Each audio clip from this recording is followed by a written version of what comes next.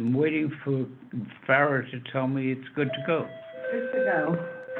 Good evening, ladies and gentlemen. This is a meeting of a special committee of the board on the City of Yes housing.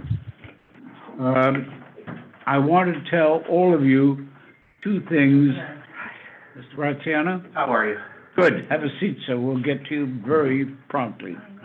I want to report to you on two things. First, it seems clear to me that we cannot hope to accomplish all that we need to accomplish prior to the board meeting.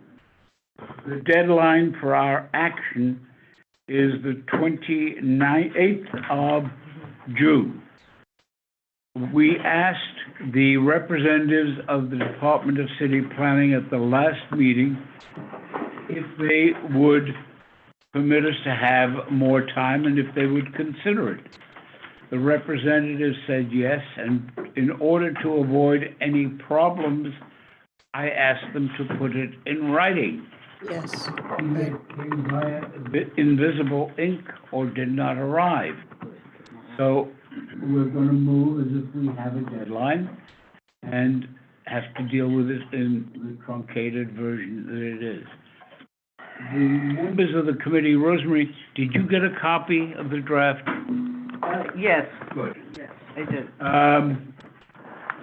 The members of the committee received late this morning a first cut that I have worked on, highlighting some of the concerns that I had, some of the concerns that was forwarded to me by Karen Argenti on behalf of the Environmental Council, and the concerns that Laura Spalter had. Those are the ones I had in hand. I did not want to take the liberty of plagiarizing Mr. Graziano's work, since he was going to be here tonight, and I could ask him if he wanted inclusion. That's crazy. Pardon me? Let me therefore tell you some of the concerns quickly that I have, and then you folks, I hope, will tell me whether you have any, you love it blindly, or whatever. The proposal raises two or three very serious concerns.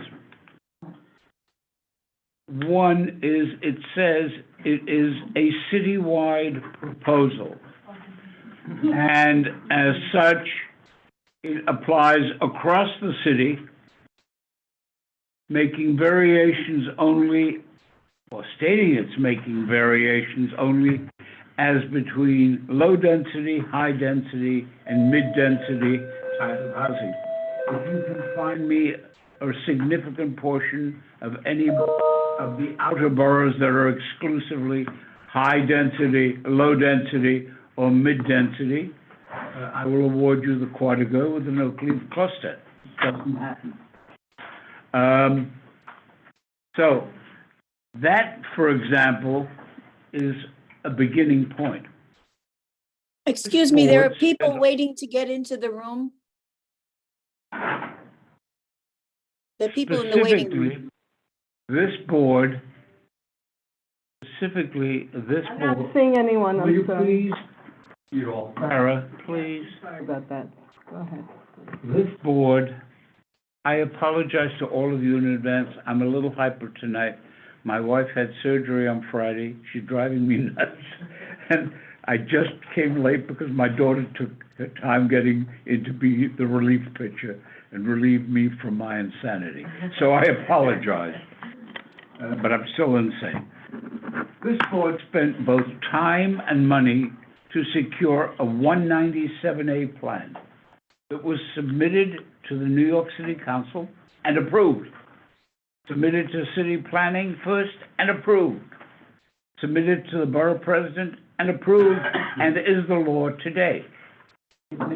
No mention of it is made in this proposal, that it is preserved, rejected, or otherwise dealt with.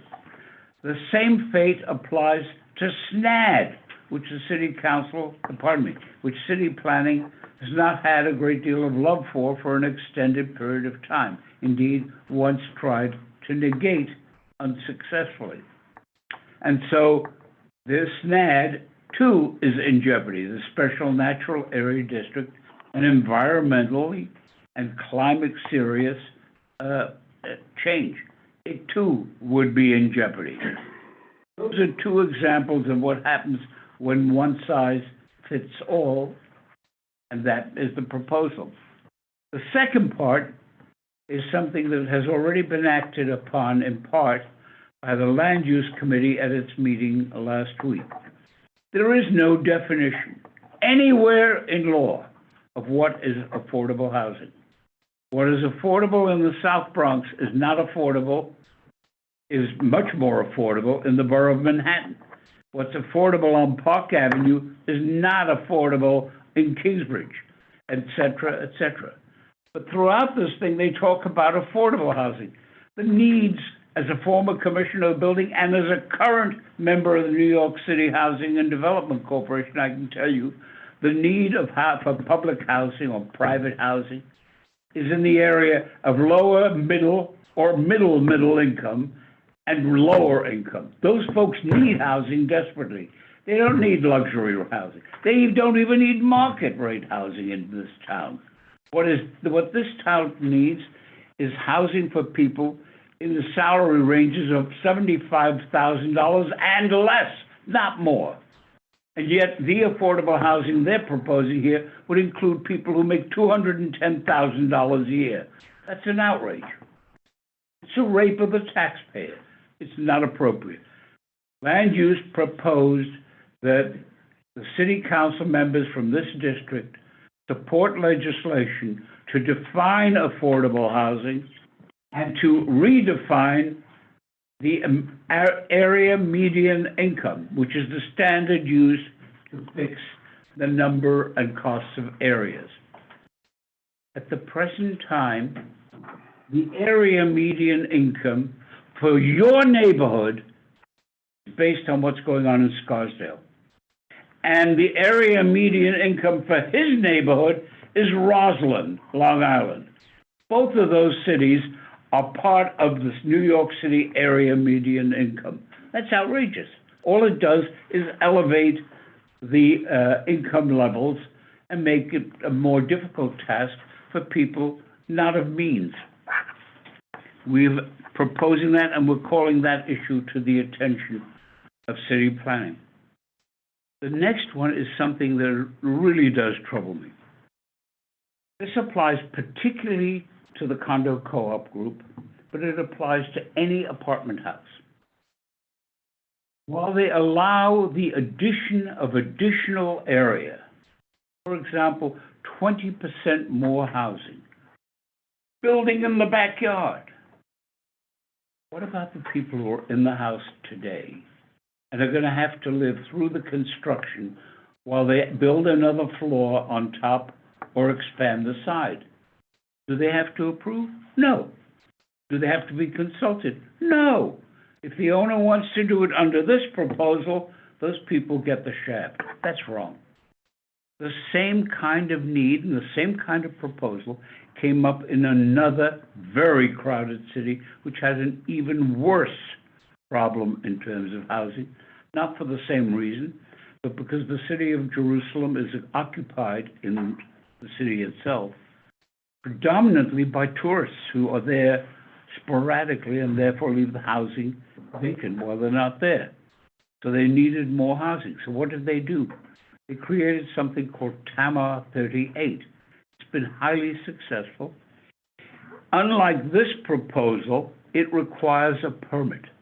The permit has to be approved in the first instance by the district council or community board, that it's good for the neighborhood and good for the houses and gives the people who are in the houses an opportunity to be heard. Then has to be approved by the equivalent of the City Planning Commission. So it goes through a permitting process.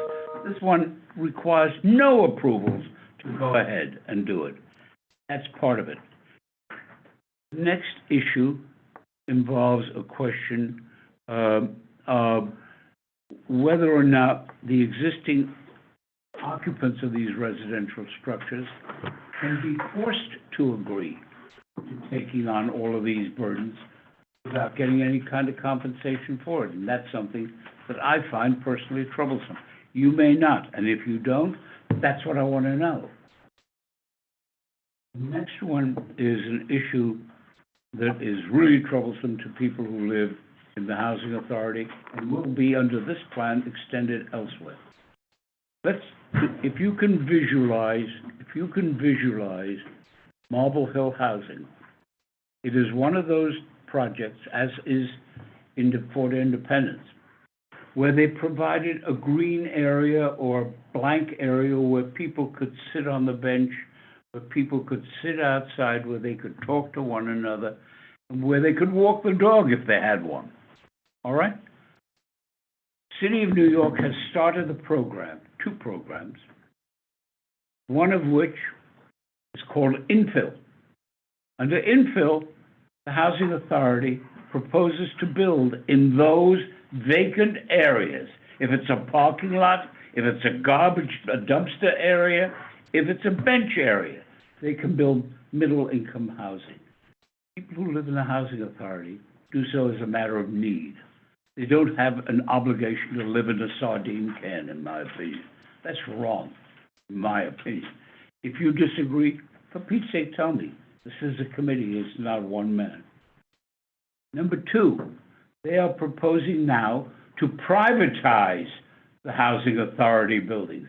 So those people who live in Housing Authority stuff will now not have that kind of privilege. So, for example, one of the members of this wonderful committee that has just been formed to support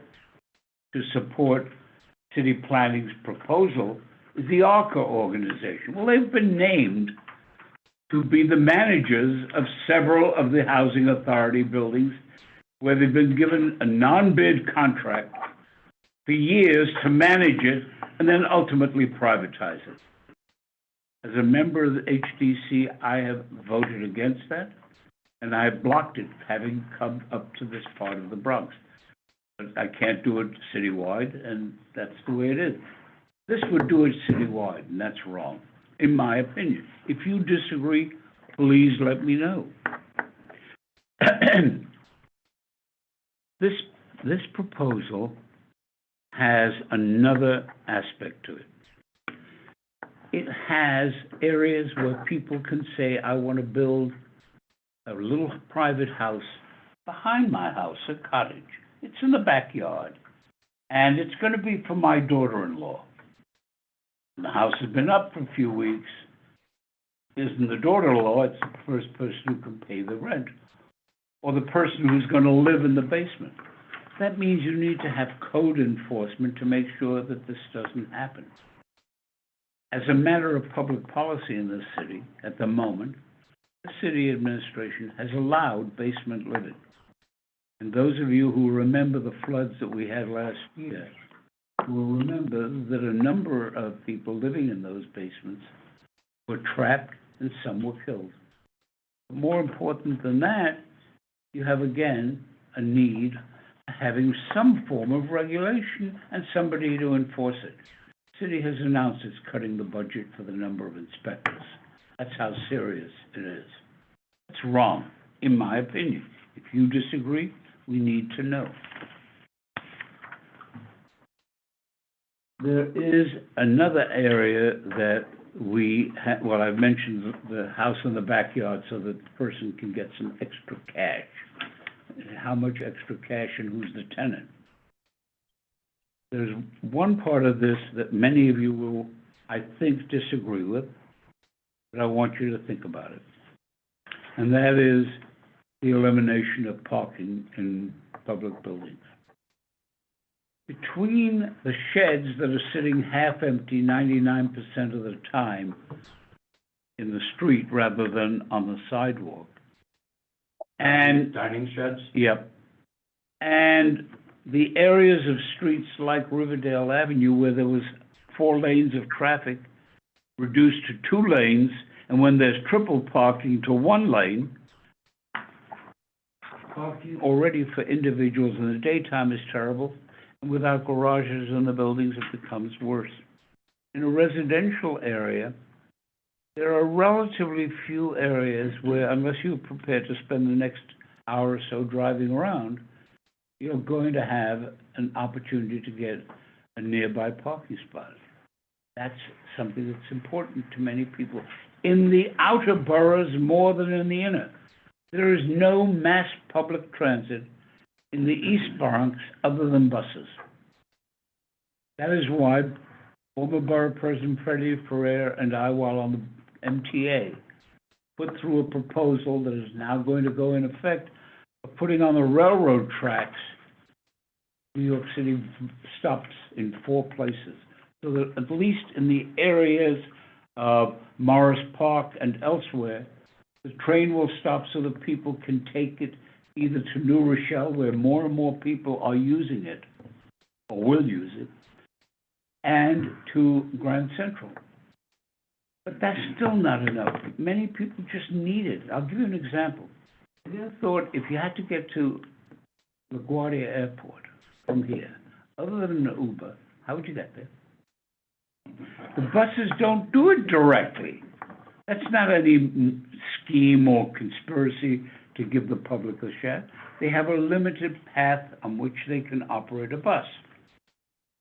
And so sometimes you take cars, whether it be an Uber or a private car. You gotta park the damn thing. This abolishes it. I must tell you, there was a man who ran for mayor of the city of New York. He did pretty well.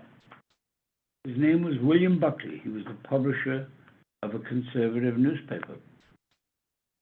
And William Buckley had a single campaign stance. He'd like to make all streets in the city of New York one way out of town. We're almost at that point in New York City today. Maybe not. And so therefore, those are some of the points we have hit on in the committee so far. If you agree with them, let me know. If you disagree, please let me know. If you have additional ones, I'd like to hear from those who are not on the board as well tonight. We are now calling a special meeting of this special committee on the 17th of June, at which time we will probably have to take the vote so that it can be acted upon. But some of the concepts in this proposal, fine. But they are not proposals that can survive when you have things that are certain to have an adverse impact on this community. If you don't have SNAD, you don't have green area. You'll have somebody building in there in 1.5 hours. If you do not have the 197A plan, you will have high-rise structures wherever people can put them. Why? Because it's a good neighborhood. That's not what you need as luxury housing. Luxury housing goes pretty quickly here. It's the housing for people who can't afford it that should be done. That's not the sole focus of this. That's the issue that is nearest to my own heart. Is there any member of the committee who has any views before I call on Mr. Graziano, who I thank you for coming? Mr. Wolpoff, sir. Yeah, it's still bothering me with the comment I made at the last meeting that their overall objective is not to change the character of neighborhoods. I'm trying to do the mathematics a whole week now. One new building per acre over 10 years strikes me as changing neighborhoods dramatically. And so there's a definite inconsistency with their thoughts. What could possibly happen in 1 year, 1 acre building? And so I'm still concerned about neighborhoods turning over very quickly as owners of private homes begin to think that selling their property is a boon, and they can make a quick killing and move, and the whole neighborhood gets destroyed. I'm also concerned, and it was in my note to you, you've touched on part of it, the whole concept of AMI. The way this is written right now is that I don't know how to define it, AMI doesn't define it, what affordable housing means. Somebody with, minimum wage, or near minimum wage, can't afford any of the houses they're gonna be building. So they certainly are not, I don't know what their objective is supposed to be, they're not meeting that objective. Let me answer your question, if I may. Dan Garodnick was a very able member of the New York City Council representing the so-called Silk Stocking District of Manhattan. Was before he got this, he was termed out. His focus and his background and his knowledge is in that area. There's no place you can build a heck of a lot of cheap housing in that neighborhood for a very simple reason. Land costs are astronomical. This doesn't pay, this proposal, I read that bloody book that she has there. Where is it, Farah? My book, here it is.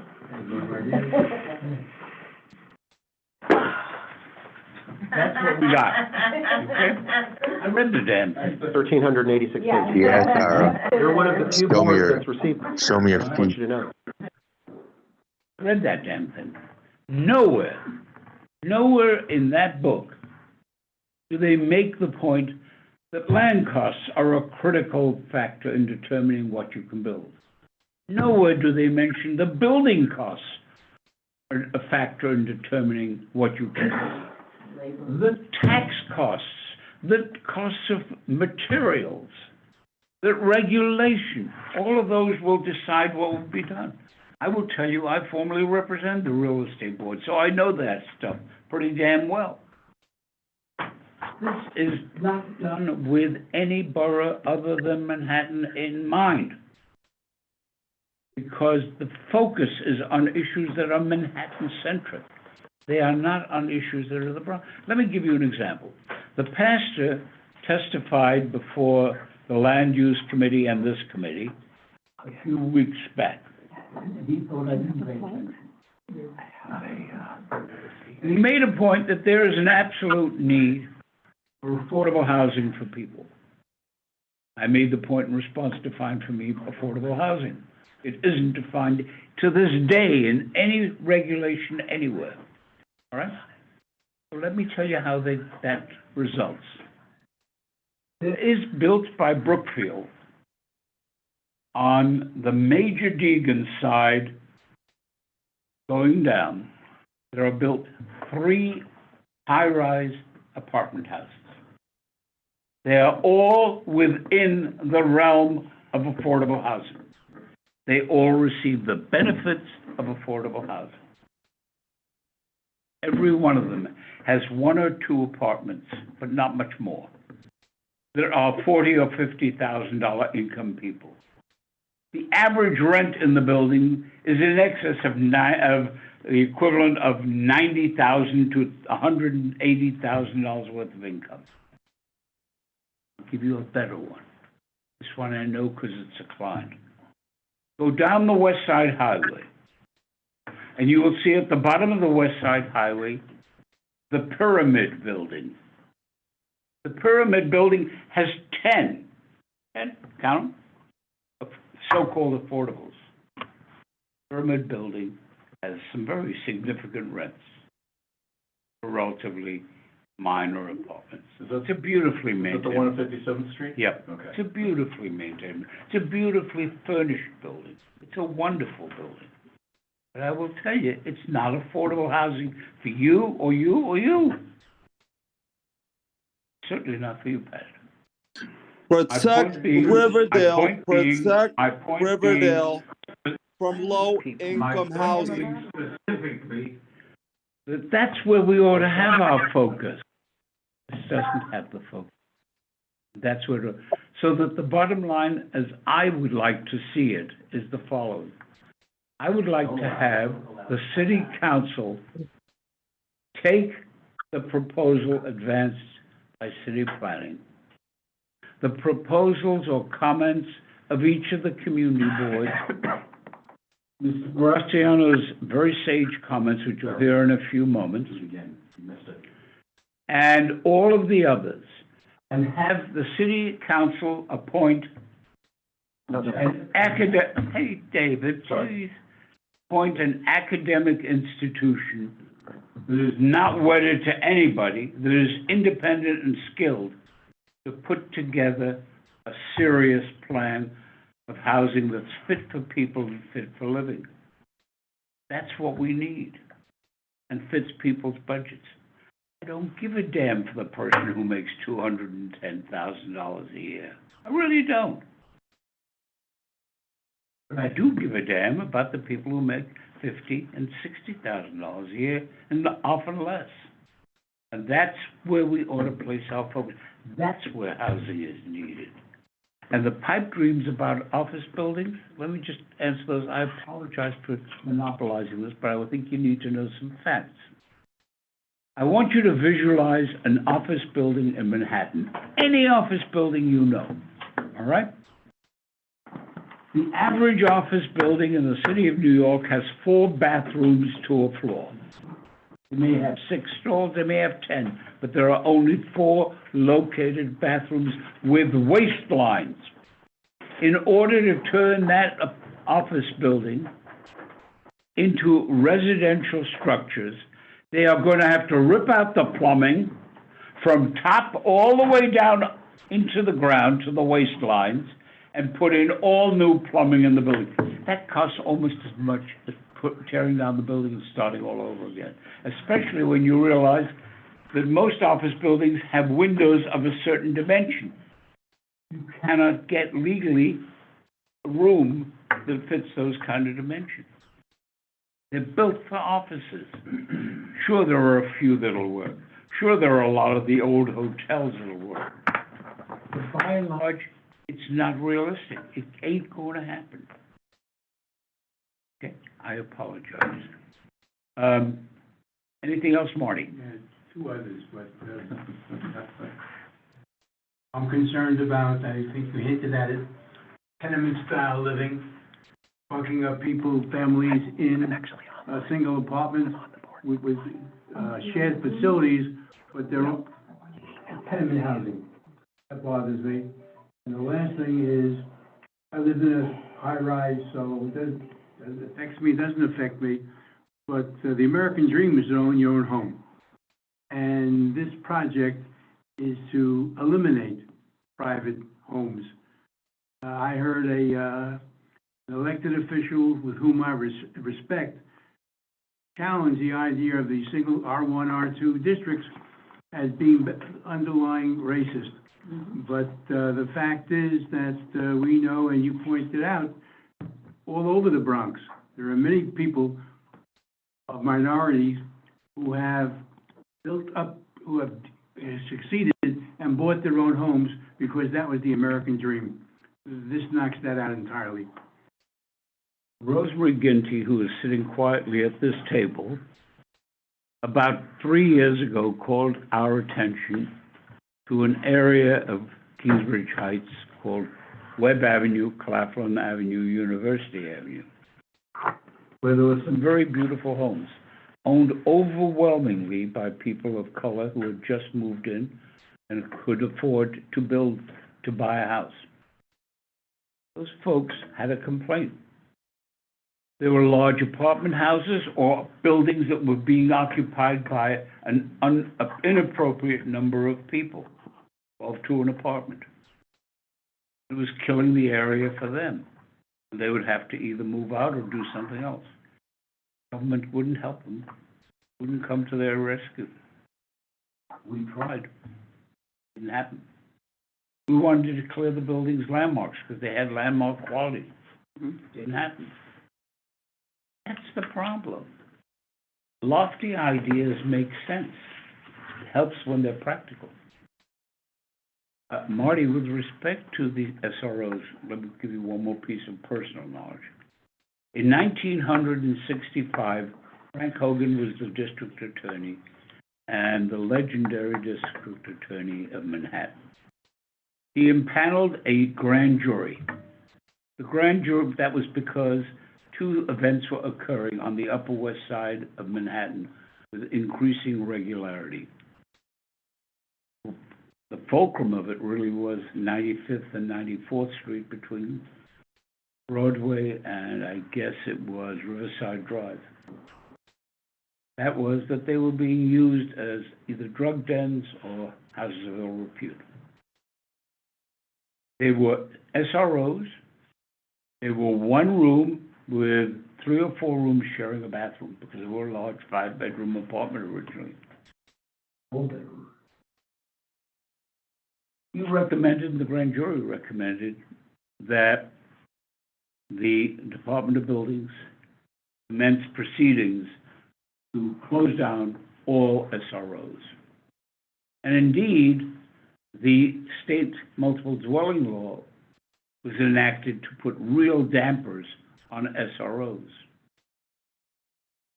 Robert Wagner was the mayor when that came into effect. His building commissioner was a brilliant man by the name of Judah Grivitz. I succeeded Judah. The two of us waged war on SROs, not just in the west side of Manhattan, but on Fox Street in the Bronx, on High Bridge in the Bronx, and elsewhere. We closed more than you can imagine. My point to you being that once they were closed, the dip in crime was really perceptible within a matter of weeks and months. And that was the statistic. They have started to reopen with the city letting them do that. And they praise themselves as being nice, new, and clean.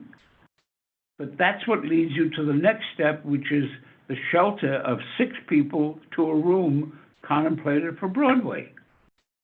Do that stuff to people, in my opinion. Any member, please, who has any comments? Mr. Graziano, Laurie, you want to? No, let's. Mr. Graziano, you're on.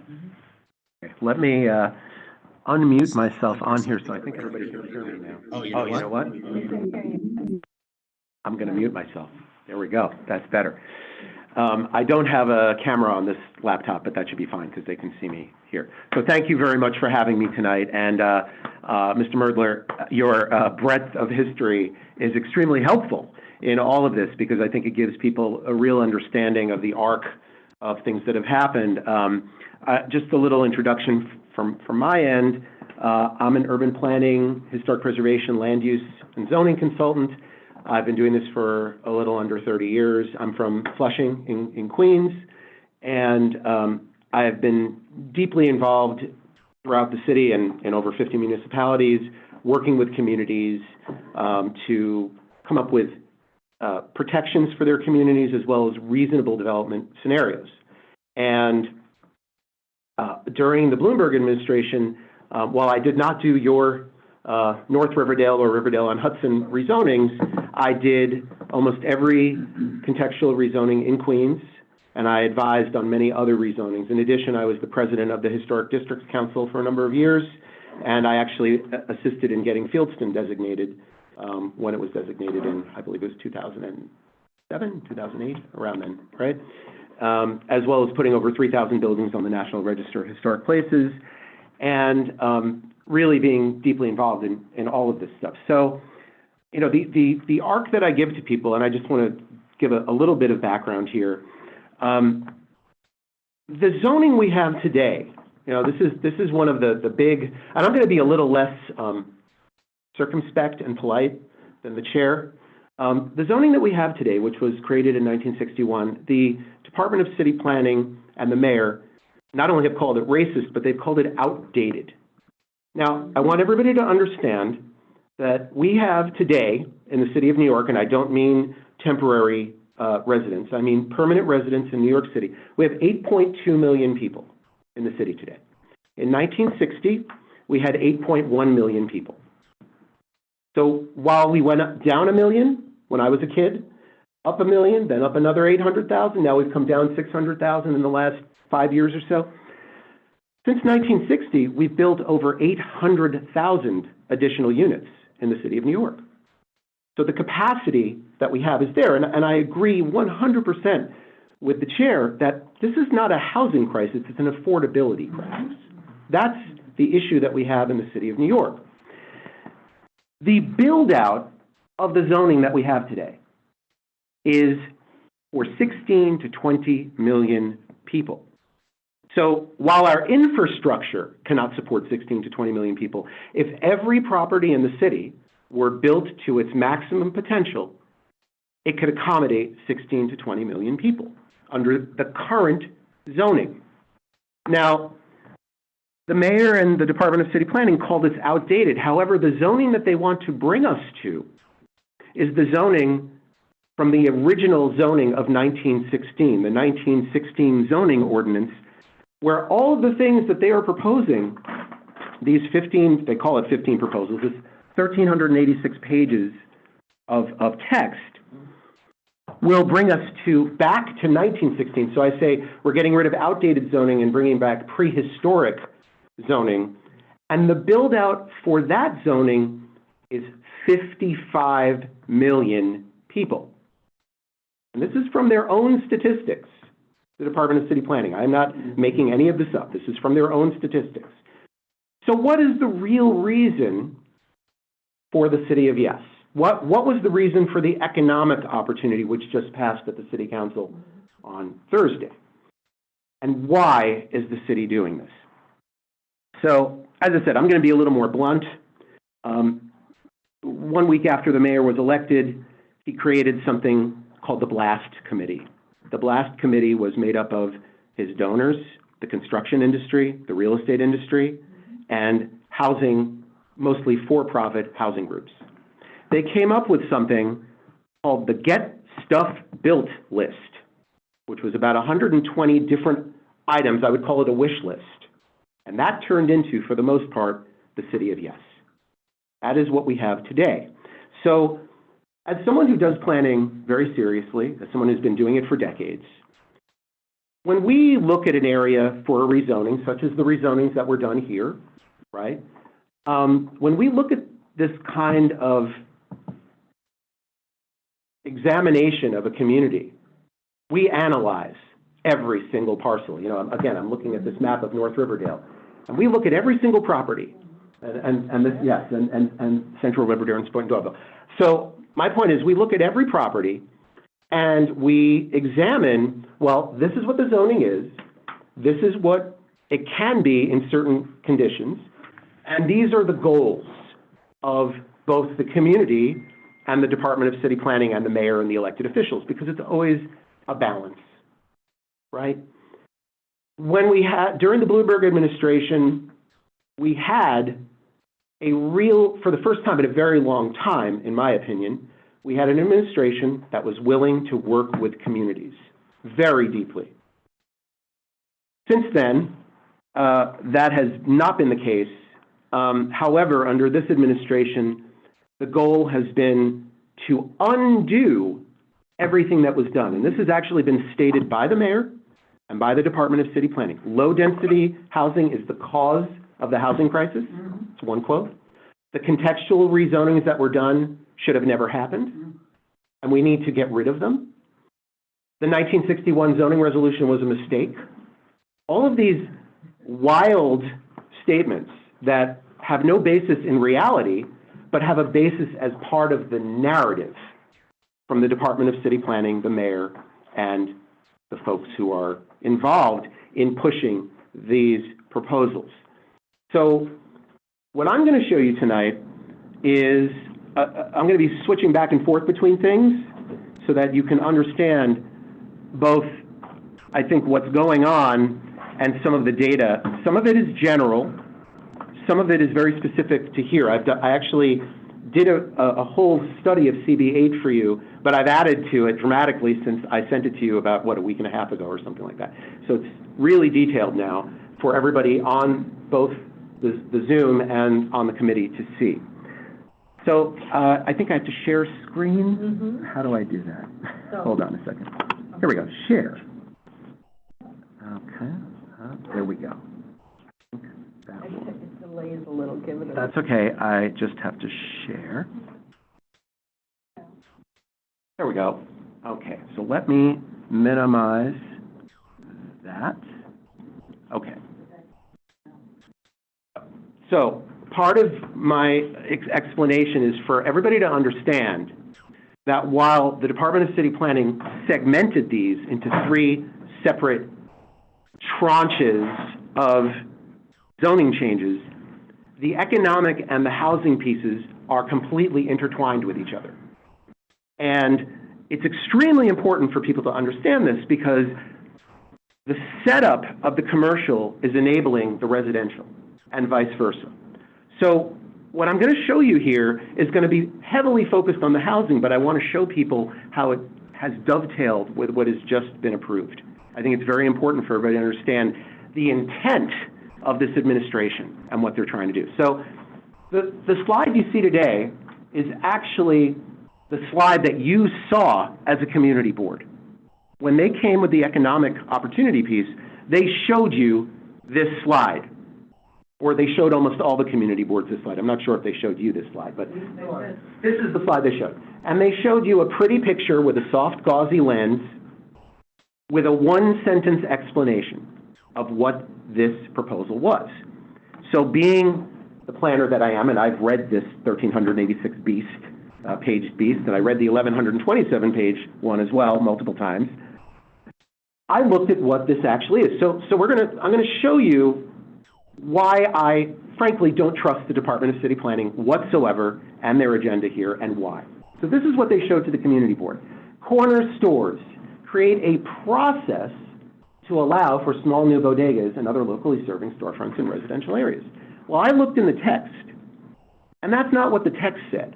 The text said allow commercial, any C2, I believe it was C1 or C2, I have to remember, within 100 feet of any corner on any block, any residential block in the city of New York, with City Planning Commission authorization.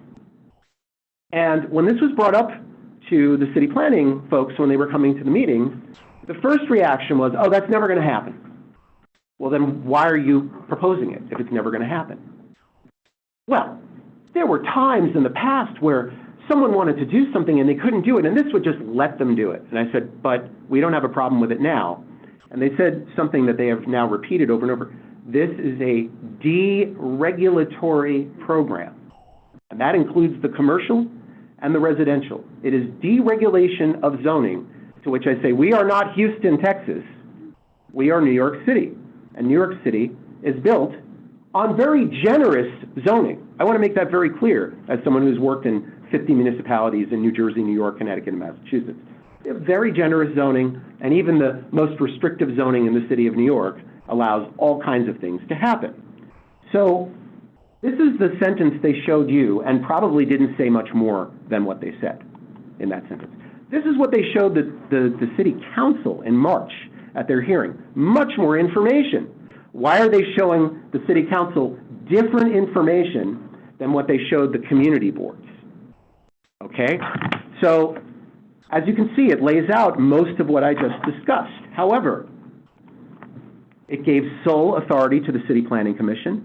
They called it environmental review, but there was no environmental review, just a simple sentence saying it will not produce objectionable effects interpreted at their discretion, and it needs community board approval.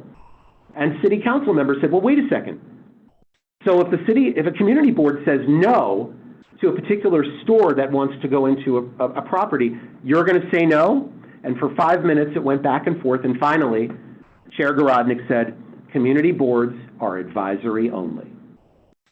So this went to the council. Now, what was the purpose? The purpose of this, according to them, in their official statement, was there are 265,000 people, more than a quarter of a mile from a place where they can get a gallon of milk. So we want to enable and create an opportunity for them to have that. So this is Community Board 8 in Queens. This is Jamaica Estates and Holliswood to the east, and we have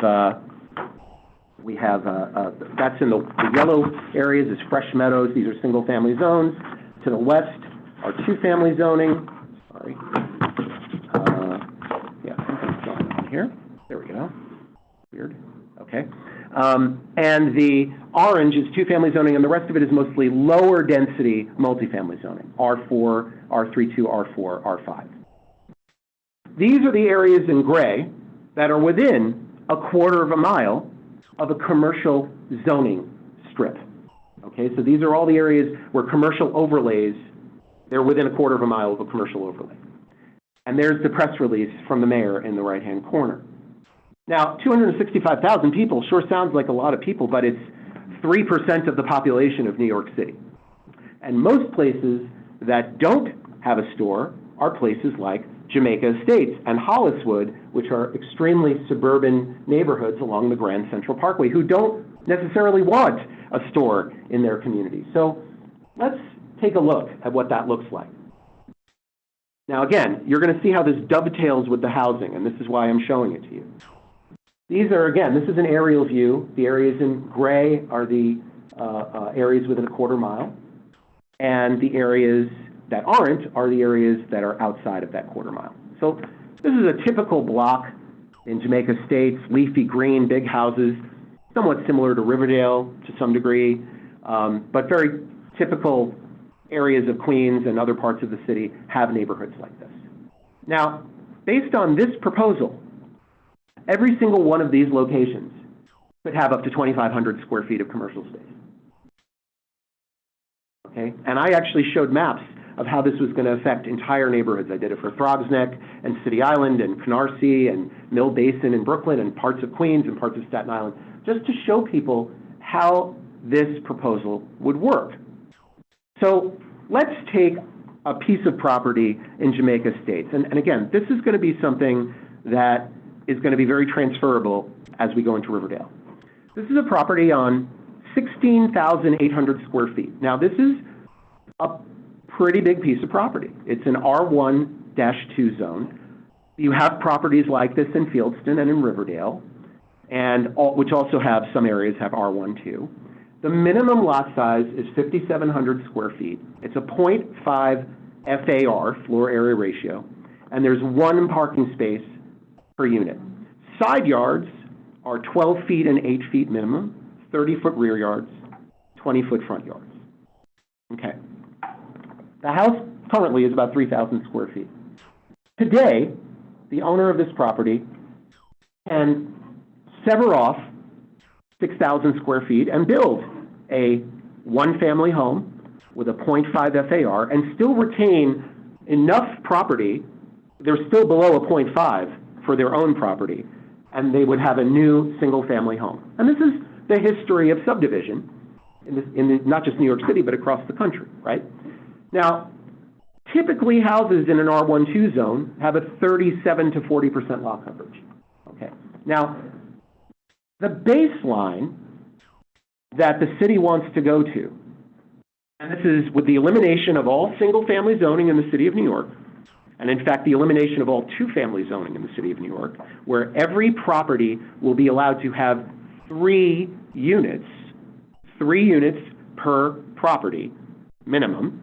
Okay, so the baseline now is 3 two-family homes and 1 additional unit, whether it's in the house behind the house, as the chair stated, up to 800 square feet, or a garage conversion, or a basement or cellar, or an attic, or an addition to your home. These are all accessory dwelling units, ADUs. Now, for the last 3 years, I've been in the leadership across the state trying to stop this, not just here, but across the state, because the governor tried to do this, not just here, but across the state. And we were successful last year and the year before, and this year partially so. ADUs are a zoning tool. By itself, is it a bad thing? Not necessarily. Done in a blanket way where it's going to affect every 1- and 2-family property in the city of New York? Absolutely. This is nuts, in my opinion. So the new district fixes, which you have on your sheets that you got from the Department of City Planning, your ADU is number 3, and your district fixes, as they call it, is number 4. District fixes my name for district fixes is the ravaging of our basic zoning laws. So now, in the R1-2 zone, 60 feet width becomes 50 feet width.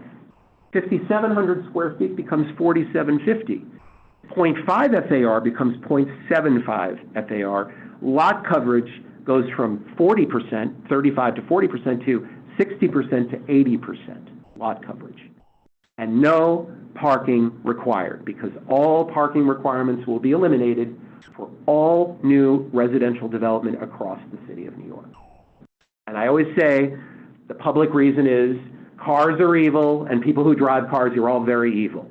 This is the public statement. But the private reason, and the real reason, is that every parking space costs developers money. And while we know from personal experience and from living that to build without supplying parking is a recipe for nightmare, for someone who's building in an R6 zone, for example, in Riverdale, and builds a 40-unit apartment building, and today they have to supply 20 units, 20 parking spaces for those 40 units on site. Each of those parking spaces costs that developer between $50,000 and $70,000 per parking space. So if you use the number 50,000 and you multiply 50,000 by 20, you get $1 million that the developer is saving. Now, I confronted city planning about this issue, and their response is, oh, no. If they don't build the parking, then they're going to be able to build more units. And I said, I work with developers all the time. Developers want to make the most amount of money with the least amount of risk.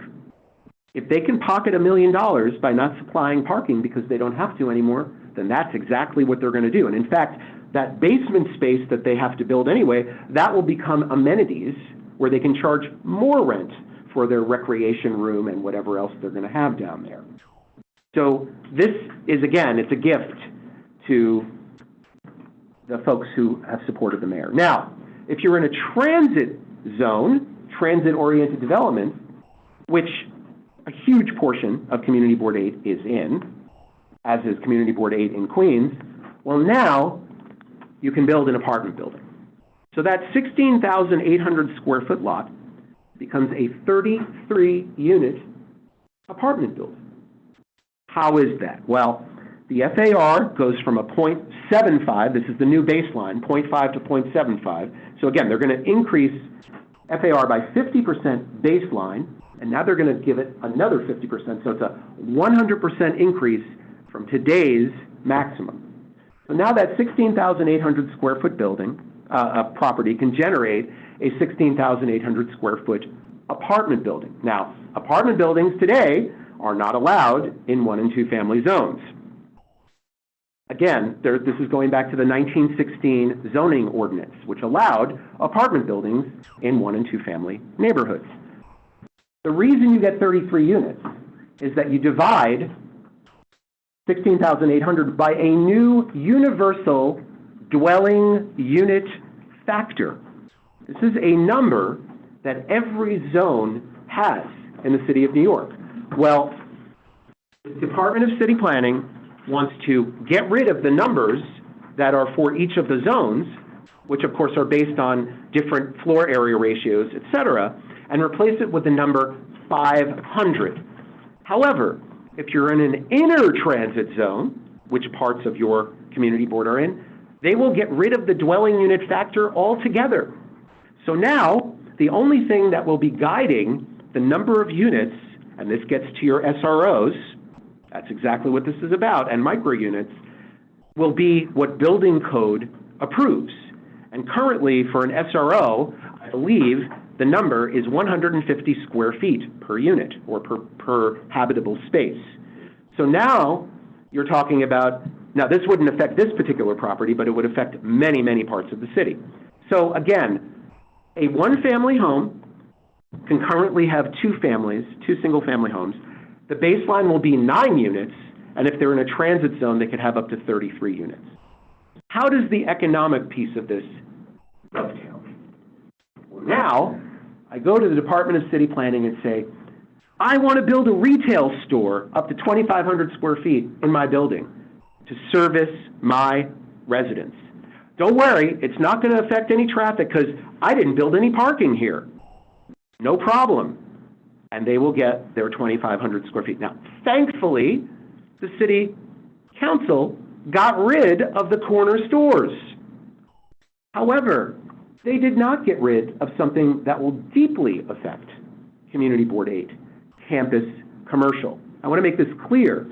While it is being described as focusing on NYCHA, the text for this states that all properties 1.5 acres or more in the city of New York, it can be vacant land, it can be with a building or buildings on it, can have, with CPC authorization, up to 15,000 square feet of commercial on the ground floor. It can be a new building, it can be an existing building, okay?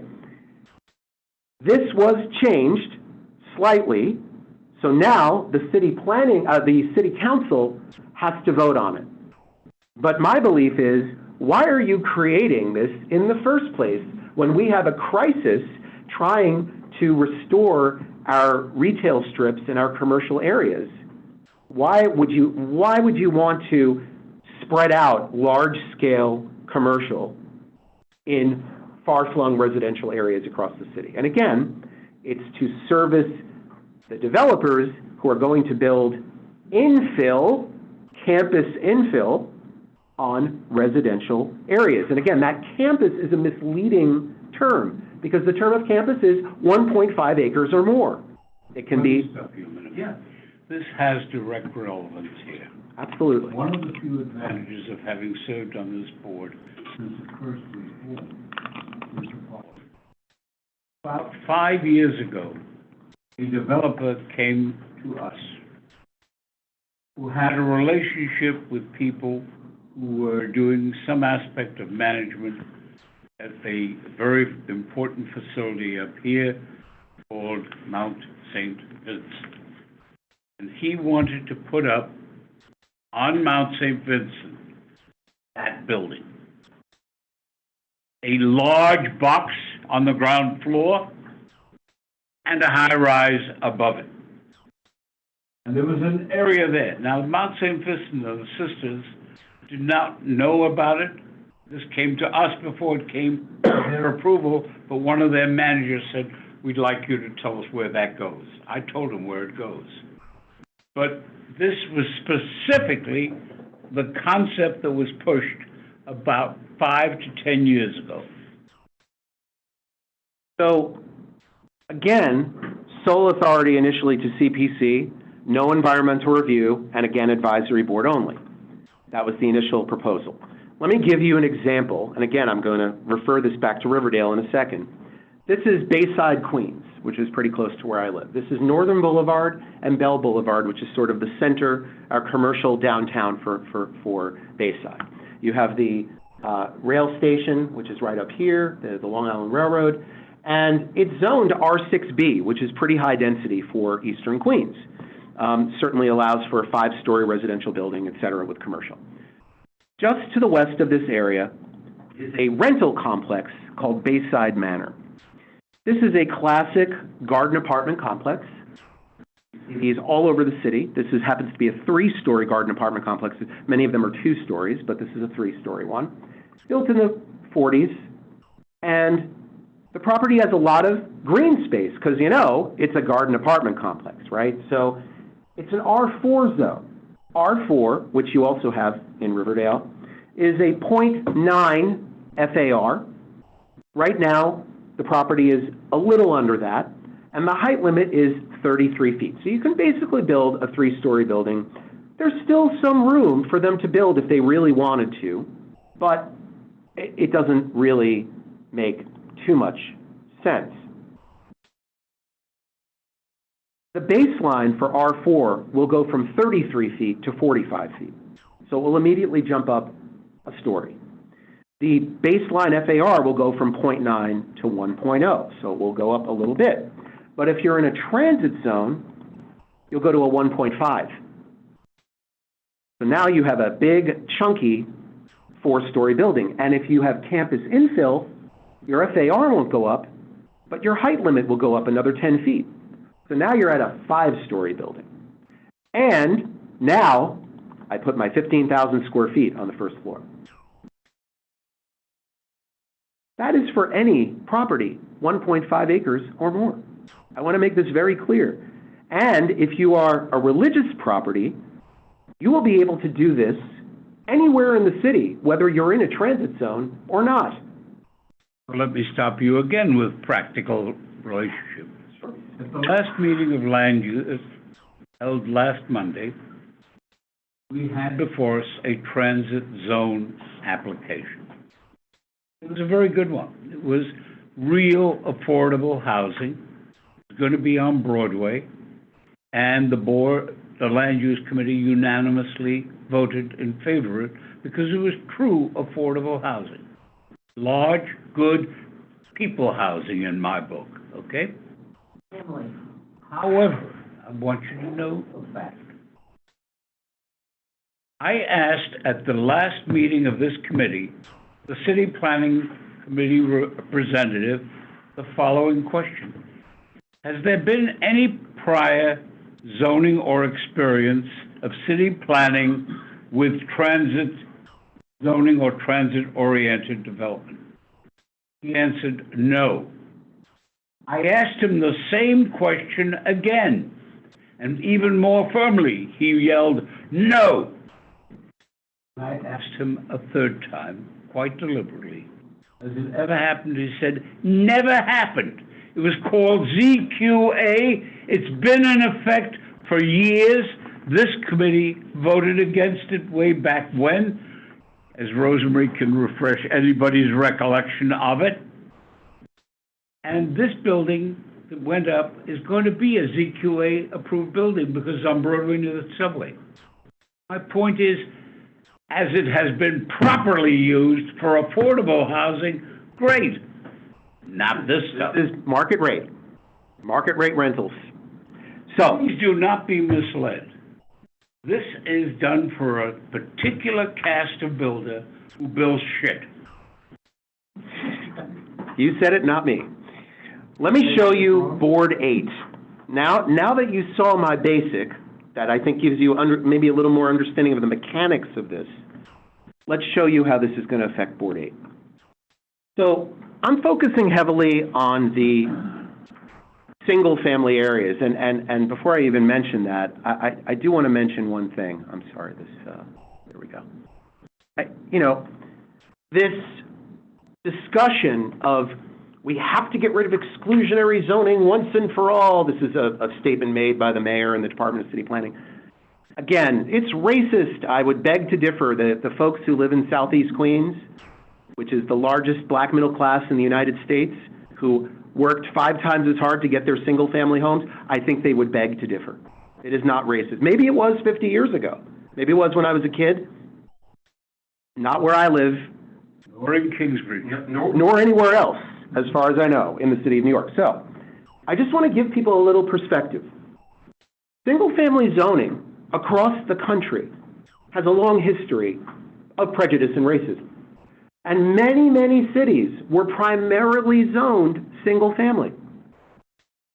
If you look at Seattle, everything in purple is single-family. It's 81% single-family zoning. Chicago, 79%. Portland, 77%. Los Angeles, 75%. Minneapolis, 70%. DC, 36%. And you think of DC as a very urban place. New York City, 15%. 90% of the single-family zoning in the Bronx is here in Riverdale. I live in the area with the most single-family zoning, Eastern Queens, east of the Van Wyck Expressway. Watch what happens when we pull out Community Boards 7, 8, 11, 12, and 13, east of the Van Wyck. There's hardly any single-family zoning left in the city of New York. So this is not an issue in our city. Looking at I just did this because I'm from here, and I just want to give you guys an understanding. Everything you see in yellow is single-family zoning. And I had something to do with that, having done these rezonings. okay? It's about half of the area east of the Van Wyck. Everything you see in orange is two-family zoning. So about 75% of the area east of the, now again, why do we have all this single and two-family zoning? We have no transportation. We have no infrastructure. Nothing. And we never will. It will never happen. In fact, in all of these proposals, and you should ask the Department of City Planning this when you go to the hearing in July, and I hope you all go, where's the infrastructure? Where's the hiring of the police and the fire and the new school seats and everything else? Oh, that's not part of this proposal. That's literally what they've said at every single hearing that I've been at. That's not part of this. They tried to bribe Community Board 11 last week in Queens, which is Bayside, Douglaston, Little Neck, where the city planning guy from there, his name is John Mangan, got up, he's the housing policy director, and oh, he was there too. He said, the guy who misrepresented to us. correct. Well, this is what he said, 3 things that he misrepresented at our meeting, which we then killed him on. The first thing was, again, based on the 500 dwelling unit factor, the chair of the board said, well, okay, so how many units can a 5,000 square foot property in an R2 zone build? And he went, oh, 5 or 6. No, the number is 10. Okay, that's number 1. Number 2, single-family zoning. How is this going to affect single-family? Oh, single-family zoning isn't going to be gotten rid of. That's not true. They changed the definition of all the single-family zoning to two-family plus ADU. It's in that document right there. Okay. And he has a knack. He will tell you that the sky is blue, except on Thursdays it's yellow. The greatest certainty you have ever heard. He lied to this board categorically, and I resent it and told him at the time. We went one better, which was we let him present first and then I presented after him. So I was able to respond to many of the things that he said categorically, and by the end of the meeting, he could not meet the eyes of the board or myself. But the third thing that was stated, and this is the thing that should upset all of you, is he said, you know, now's the time for your board to go to the mayor and the agencies and ask them to give you a little more money for the services that you may need for all of this new housing. That here too. Amazing. Amazing. Let me stop and tell you Sure. another one.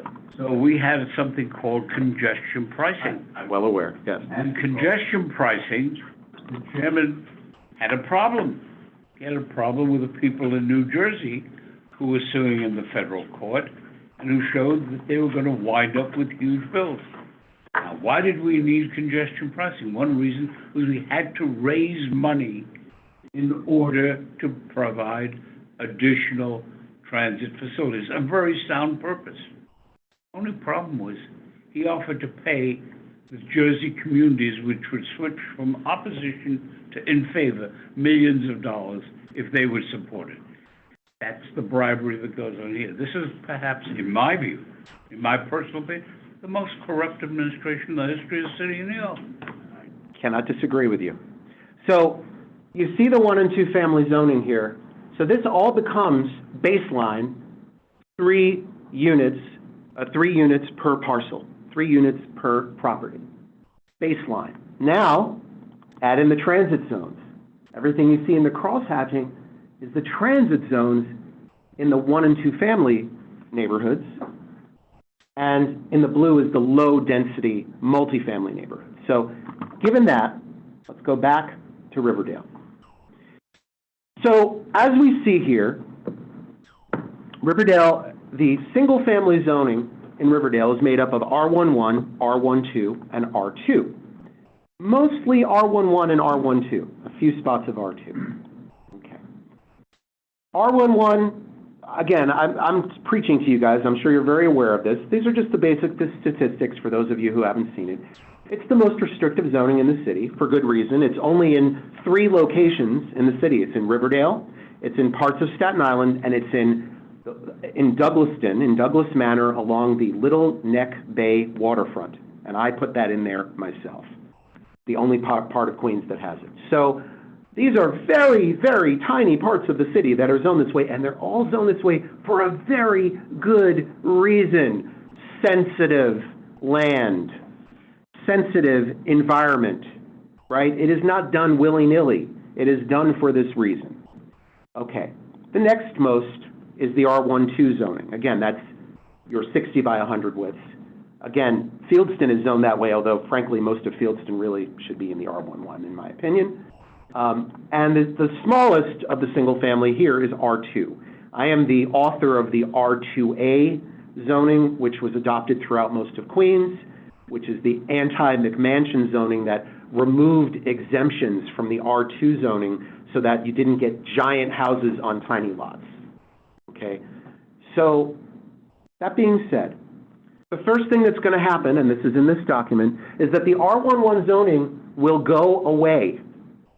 R11 zoning will no longer exist in this proposal. It will be folded in to the R12 zone. The new R12 zone, where the lots are 1,000 square feet smaller and they're 50 feet wide instead of 60 feet wide, and all the things I mentioned before. So everything you see with the dotted line will now be R12. And in reality, as I stated, all of these zones will become 3 unit per parcel zones. The rear yards will go to 20 feet in all property, all buildings, actually, the way they define it, all buildings less than 75 feet tall will be allowed to have only 20-foot rear yards. Your side yards in your R11, which is currently your side yards in your R1, are a total of 35 feet. They are 20 feet on one side and 15 feet on the other, minimum. They will be, are you ready for this, 5 and 5. In your R12 zones, they will also be 5 and 5. And in your R2 zones, they will also be 5 and 5. So it's not just a matter of one size fits all across the city. It's one size fits all across every zone, which is pretty amazing, right? Again, 20-foot rear yards, 0.75 FAR, et cetera. Okay, now, you also have your 2-family zoning in Van Cortlandt Village and North Riverdale, your R3A and R4A zones. Those will also become your 3 units per property zone. Currently, your area, Board 8, has a very good balance of low density, medium density, and fairly high density. About a third of your district, your community board, is R6 and R7 zones for fairly high density. You have lower density multifamily, and then you have your smaller amount of 2-family and a fairly substantial amount of 1-family zoning. Everything you see in the crosshatching are the proposed transit zones. They will cover more than 50% of your R1 through R5 zoning and up to 70% of your current R1 and R2 zones. These are the TOD zones. The lightest color is the single-family zoning. The medium color is the 2-family zoning, and the darkest color is the multifamily zoning.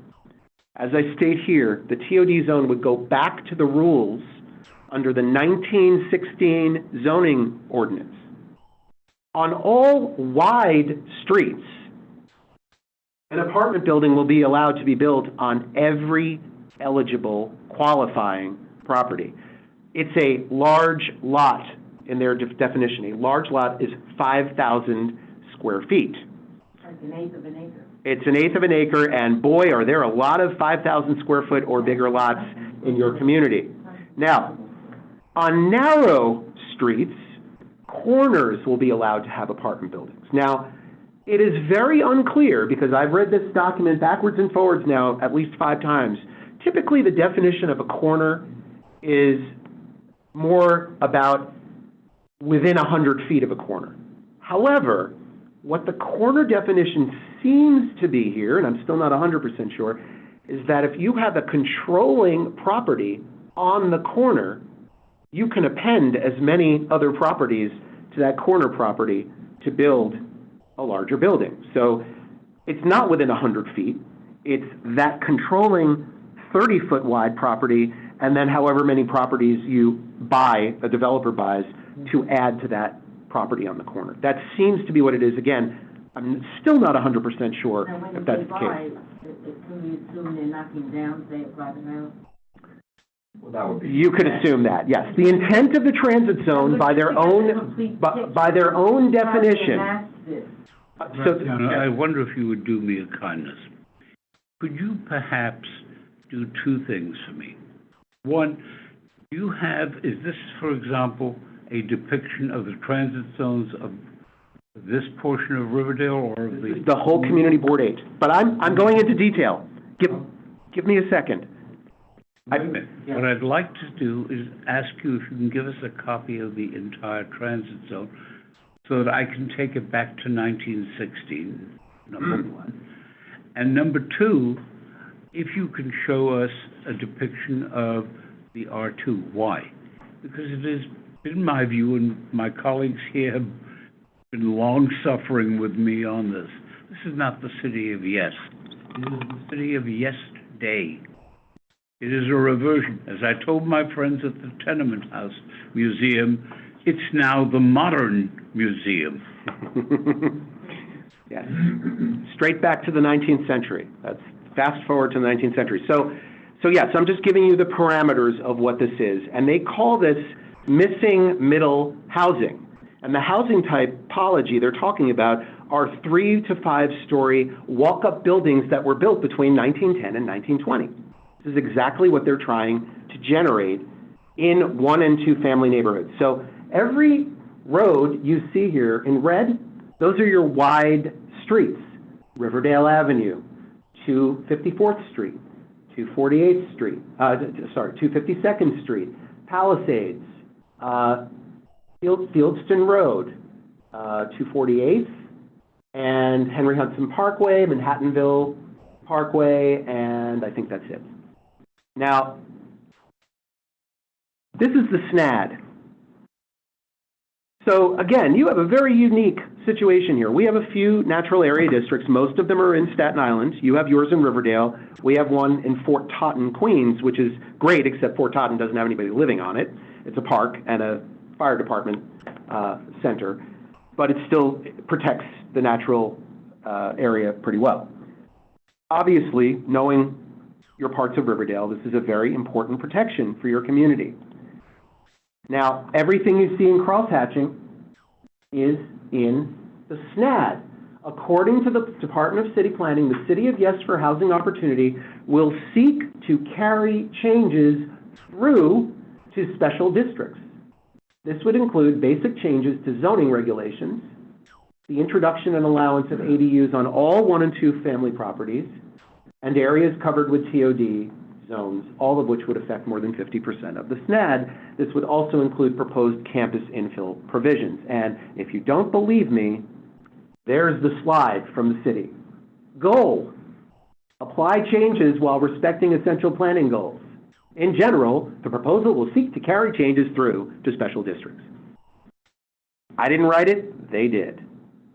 You identified that in the book later on for, we will attach it. I will give you, this is their actual full presentation that they showed every community board, so I have a copy of it that I can give you. Absolutely. Okay. Put it in the report. So, you also have 2 historic districts. You have Fieldston and Riverdale. They are in R11 in Riverdale and R12, and almost completely covered by the SNAP, the Fieldston one. So, again, I've gone through this. It'll cover all of Riverdale Historic District, 85% of the Fieldston District. And, you know, again, I'm an expert on historic preservation as well. What I know, because this has come up, we have, again, the Douglaston Historic District, the Douglaston Hill Historic District, Addisley Park District. We have a number of lower density districts in Queens. And people said, well, how's this going to affect our historic districts? And the response was, well, there's additional levels of restrictions from the Landmarks Commission that they would still have to meet. And my response was, however, if you are now saying that an apartment building can be built there, the Landmarks Commission is not going to say that it has to be a single family home, correct? That's right. So again, if the transit zone says You can now build an apartment building here, and all you're going to do is regulate design, because that's what the Landmarks Commission does. It is a design review board. Remember, a single-family home or a single-family building in Riverdale, in the Riverdale district or the Fieldston district, and the Empire State Building are both landmarks. They don't care if it's a one-story, one-family home or a 1,000-foot tall tower. That's landmark. They regulate design. So as long as it's a better-looking design that they approve, it may not even be better-looking, a design that they approve, then they will sign off on it. Now, Fieldston also has deed restrictions and covenants. I am, as far as I know, the only certified expert of deed restrictions and covenants by the Supreme Court of the State of New York. I represent many deed-restricted communities across New York City, and this is of great concern to the deed-restricted communities. In fact, as I was driving over here, I was on the phone with the president of the Forest Hills Gardens Corporation. Or the Hudson River Association. Along the Hudson. Along the Hudson. Okay, so my point is, Send them to you. the conversation that I've had with each of these associations who go to court to defend their deed restrictions, because that's what you need to do, and I've never lost a case in 25 years that I've worked on. If the developers have deep pockets, even communities like Forest Hills Gardens and Fieldston, which have resources, if you are under constant attack from developers, you are at a disadvantage, period. And in places like Douglas Manor, which is a fairly well-to-do community, 3 lawsuits, they'll be wiped out. Other communities, 1 lawsuit, and they'll be wiped out. Tell them to bring slap suits. That'll wipe out the developer. There you go. Okay, so now let's do a little focus. Fieldston. So here's your Fieldston area, R12 zone. I counted. There are 381 parcels of land. Many of them are vacant. Many of them have single-family homes. A few have community facilities, etc. The SNAD covers almost all of Fieldston, except for 1 block on the east side. The historic district covers about 75% of the R12 zone and 75% of the total parcels. The transit zone covers 2/3 of Fieldston and 80%, over 80% of the historic district. Every single one of the parcels that you see there would be an as-of-right development in Fieldston. It's 111 properties. Is there a transit zone? In the transit zone. All the ones in blue, there are 3 of them in blue, Ethical Culture and 2 along the Henry Hudson. I left them out of the mix, out of the analysis. So it's only 3 out of 111. The green ones are vacant lots. The yellow ones are combined lots, which have single-family homes plus vacant lots that are in single ownership by that same property. So again, for the terms of this analysis, there are 94 single-family homes and 14 vacant lots. The baseline is that this could generate up to 3,073 units. 3,073 units where there are currently 94 single-family homes and 14 vacant lots. This is exactly the same analysis that I have done in Douglaston, Laurelton, Kew Gardens, Ridgewood, Bay Ridge, Grassmere. Every place that I've studied, whether it's a higher density area or a lower density area, we are seeing a baseline 300 to 500% increase across the board. Now, obviously, this is 108 properties turning into 3,000 properties. That's a huge increase. That's a 3,000% increase, right? But if you include all of the other properties with it, it's a little less than that. It's still outrageous. But this is a little more housing in every neighborhood. Let me interview you again. Yes. That is the transit zone? Correct. That is the transit zone. How many other transit zones? Oh, I'm not done yet. I'm sorry to interrupt. Yes.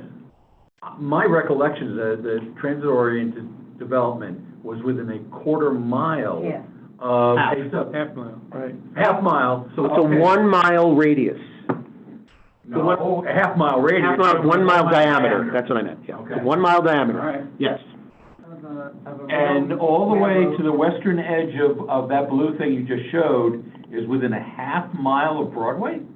If 1 foot of your block is touching, the entire block is I asked included. that question, I asked that I'm sorry. question. So again, let me say it again. Answer, please. If 1 foot of your block is in the transit zone, the entire block, even if it's 1,000 feet long, is included in the transit zone. Okay? That's how it can be more than just, I just didn't think that was a half mile. it's a half mile.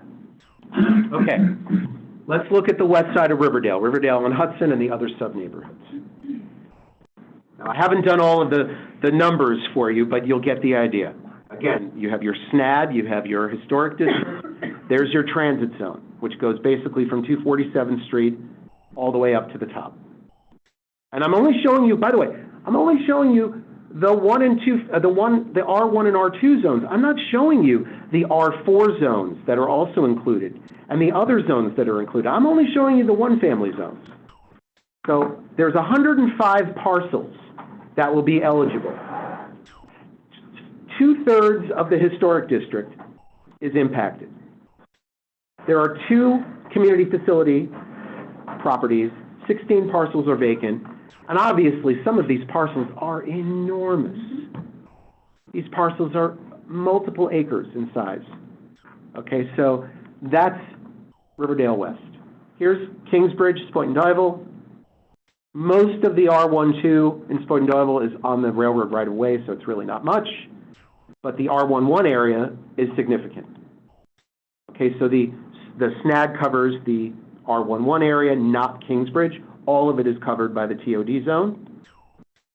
And everything you see on the west, that's in the Spoyton-Duyvil area, that's 21 parcels. Again, some of them enormous. And in Kingsbridge, it's 26 parcels that will be affected. Again, I didn't crunch the numbers on these because I finished Fieldston at 6:30 tonight or 6:20. So I didn't finish it. But I can do that for you, in the next. Now, let's move to town center zoning. So we've talked about accessory dwelling units. That's number 3 on your page. We've talked about transit-oriented development. That's number 2 on your page. We talked about district fixes, which is the destruction of the basic zoning regulations. That's number 4 on your list. Town center is number 1. Town center zoning will cover every R1 through R5 commercial overlay.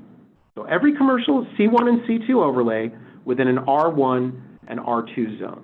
And if you look at that, everything you see here in red will now be allowed to have up to 4 stories of residential above commercial.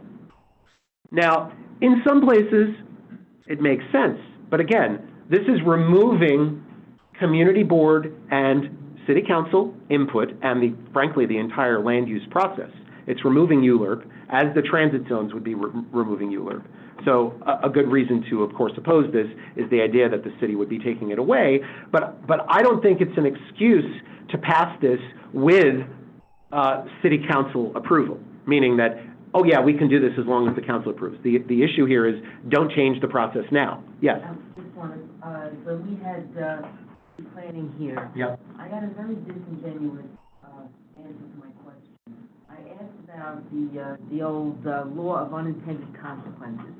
In order to build a 4-story apartment building. Yes, you mentioned this to me. That's right. Commercial below, you have to demolish what's there, which it would be your mom and pop store.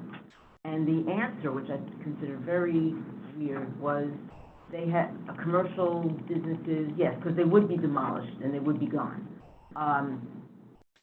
They are protected by their long-term leases. Now, we learned, because we lost 5 businesses on Broadway that, for a homeless shelter, that standard commercial leases do not have any protections. It's like, we'll give you 3 months, 6 months, on a whim, by the owner, you're out. And we've referred these stores to lawyers, and that's very common. So when he said, oh, they have 10 years and they have leases, it's just, people have to recognize that you can't just build an apartment building over structures that exist already that don't have it, without Correct. demolishing. And just to give you kind of idea of scale, this is Community Board 11 in Queens. This is Bayside Hills. But this is the Long Island Expressway right there. This is a one-story commercial building. Now, again, I agree with you, but this is what would be allowed in that R2 zone. And no parking, again, no parking required for any of this, right? So this would generate probably about 40 units for that property. And just to give you an idea of the scale, you know, again, I'm just giving you the scale.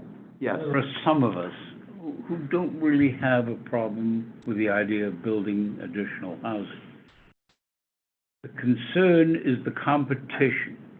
The question is the tension between preservation of neighborhoods that are diversified and that afford people an opportunity to live as they think they can and would like to, as contrasted with a developer's ravage of a neighborhood. Correct. Those are the issues. I don't disagree. What I was trying to explain is this would all be as of right. I think that's the issue. And this is an R4 zone where this would be as of right.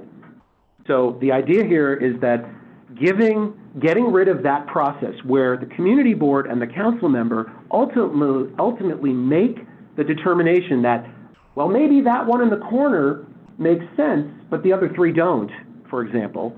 That's your input, which would be removed. And that's all I was trying to illustrate here. That's what I wanted you to emphasize. Absolutely. Okay, so again, in your board, you have a little bit of Kingsbridge that would be affected, but actually Mosholu Avenue in Riverdale, right where we are, North Riverdale, would be very affected by this, as you can see with the map.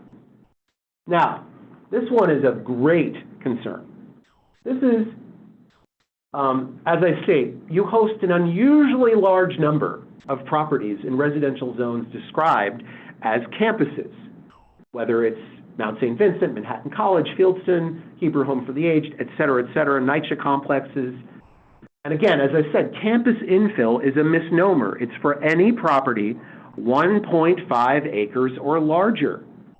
You have single-family homes in the SNAD on more than 1.5 acres, which could be under the campus infill provision. So this is a very dangerous proposal. This is number 9. This is at the bottom of page 2, campus infill. In addition, as I said, all religious facilities across anywhere, across the entire city, would be allowed to build at that density, even if they're not in a transit zone.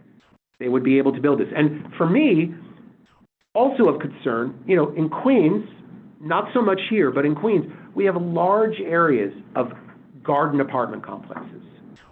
Some of them are rentals, like the example I gave you. Others are co-ops and condos. But the reason these places work is it combines density with green space, right? The whole goal is to combine the two, not to get rid of the attractive, desirable part of the density. The density is the units, and the green space is what makes it livable. To infill this with building after building after building is going to make things very, very difficult. That is the official policy of the City of New York for all housing authority properties in the city. That started under de Blasio. That's correct. So my summary and conclusion, and I hope this was a lot of information. I certainly can answer questions. I have anything you need to know. You know, the other pieces of this, the one piece you mentioned, the universal affordability preference, to me, this was thrown in there to balance the fact that the vast majority of this proposal is geared towards eliminating low-density communities. When you have one page where there are 4 low-density portions and another page where there is a voluntary, these are all mandates, and this is a voluntary program for high, middle, and high density, which will never be used except by affordable housing developers, which make up a very small portion of the development community, right? This to me is, what, we need to balance this to show that this isn't just focusing on lower density areas. Parking mandates, I don't even have to say anything. Converting non-residential buildings to housing. The general consensus is, it's not a bad idea, maybe for some buildings in Manhattan, maybe, but this would affect every non-residential building in the city of New York. Tiana, I have a question for you, and at the same time for my colleagues here, particularly you, Bob, because in this area your judgment is perfect. I would like to think about the idea, if you have the time, at this special meeting on the 17th, if you could put together what is the impact in Riverdale, so that we could let this community at large know. I'll get it in the front page of the Riverdale Press, I can promise you that. What exactly they can look forward to. And maybe we'll invite Rockland and Orange County Chambers of Commerce to come and show us how to live outside the city of New York. I'm being facetious. But seriously, I'll give you as much as I can put together. Robert. I'm not, Chuck, I'm not entirely clear on what it is that you're suggesting. Nobody in this room other than Laura, Farah, and myself knew that Mr. Graziano was coming or what his approach was. I want this community as a large to have had ample notice that we're going to see what the real facts are. Yeah. No, And so I'd like to devote 1 hour. Yes, sir. No, I'm just as a member of a community, I second that because I'm here because I don't understand the implications of the city of. I hope this has helped. Super, and I want everybody in my building to listen to this talk, because I'm here because I'm hearing all this things, I hear everybody else objecting to it, and our district is silent. This is all on tape, huh? Yeah. They can watch. And I agree. Margaret, you agree? Mr. Graziano, if you could do that, we would be most appreciative. I can promise you this, I can crunch the numbers for the neighborhoods that I didn't do yet. Yeah. The campus infill is a lot harder because we're talking. Do it. That's a. If you can't do it, that's all right. A doctoral thesis. You I'll do can. what I can. I can finish up the 2 other neighborhoods at least to give you those numbers. That I can promise. You could do it in the following context. Instead of doing the thorough job you've done here, just do the Riverdale pages, so Riverdale, Kingsbridge, this community board, so they see what's happening in their community. No, that's this presentation. I was flipping between presentations. More than that in this.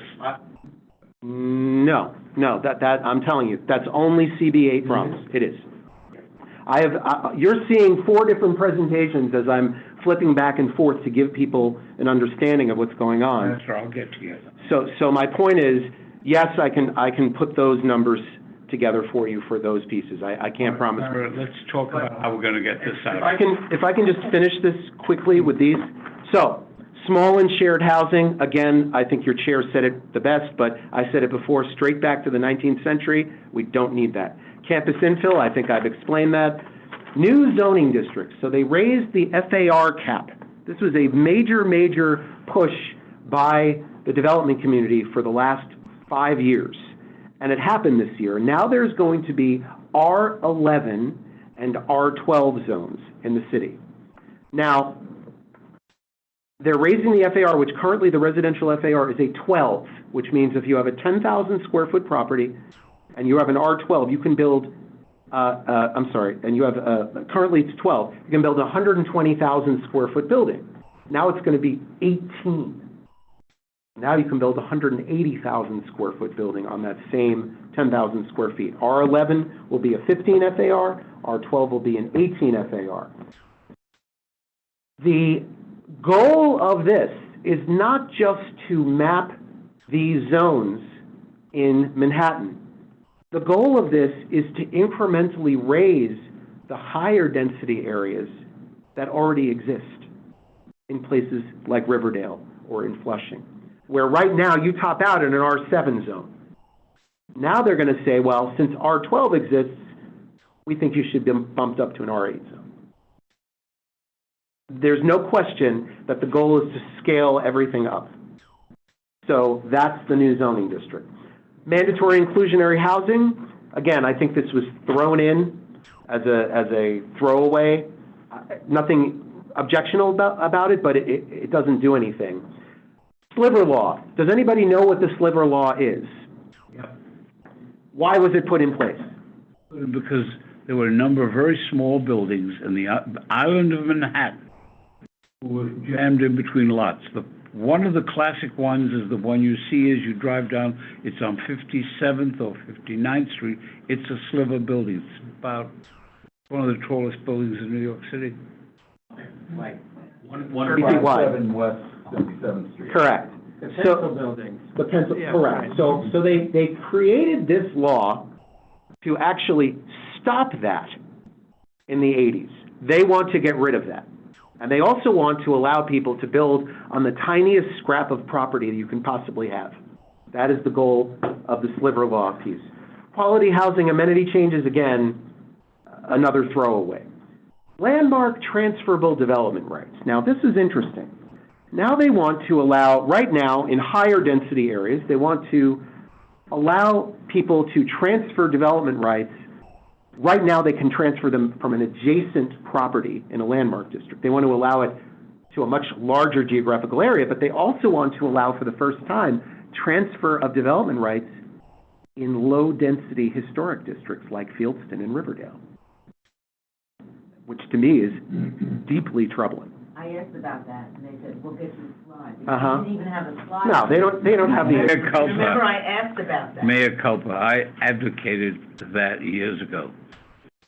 as a proponent of landmarking, I think it's a dangerous thing to be doing in low-density communities that are already under assault, as we see with this proposal. That's my opinion. I agree with you.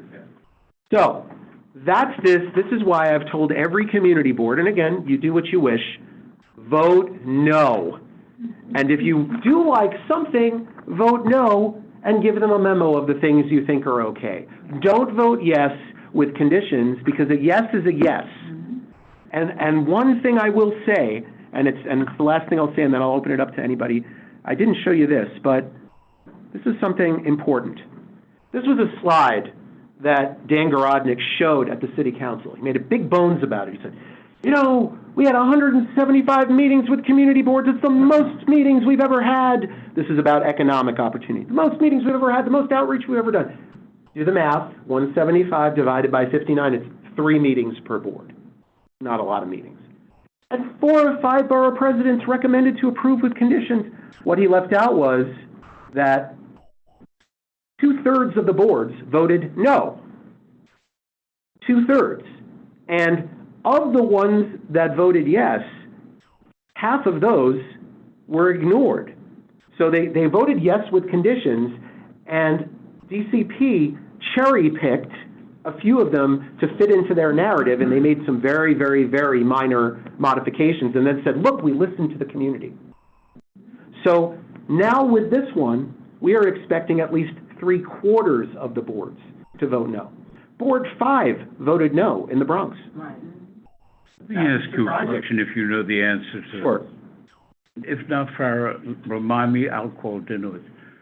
When someone testifies before the city council, are they sworn? Yes, they are. It's time to call Darrell. And by the way, for those of you, District Attorney of Bronx County. Darcel. the last thing I'll mention, and this is extremely important, is, and I'm sorry, I'm jumping around here.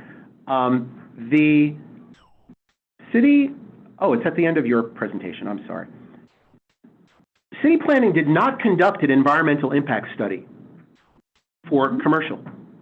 There was no environmental impact study, okay? And that to me is extremely troubling. Their statement was, quote unquote, it's not going to cause any trouble. So we are currently looking at our legal options because we have about 60 days to figure out what we're doing. If you need. We do. Counsel. We'll be speaking about that, yes. But this one, they did file an environmental review. I have it right here. Now, you saw all the analysis that I have done, correct? They are not doing any analysis. They are creating theoretical models. Prototypical site assessment, citywide estimates, representative neighborhoods. They're creating 15 scenarios to plug in to 3.7 million units of housing. How does one, in a serious manner, file a citywide change without doing any analysis? This is their slide. This is their slide. Wait, I'm not done yet. Hold on.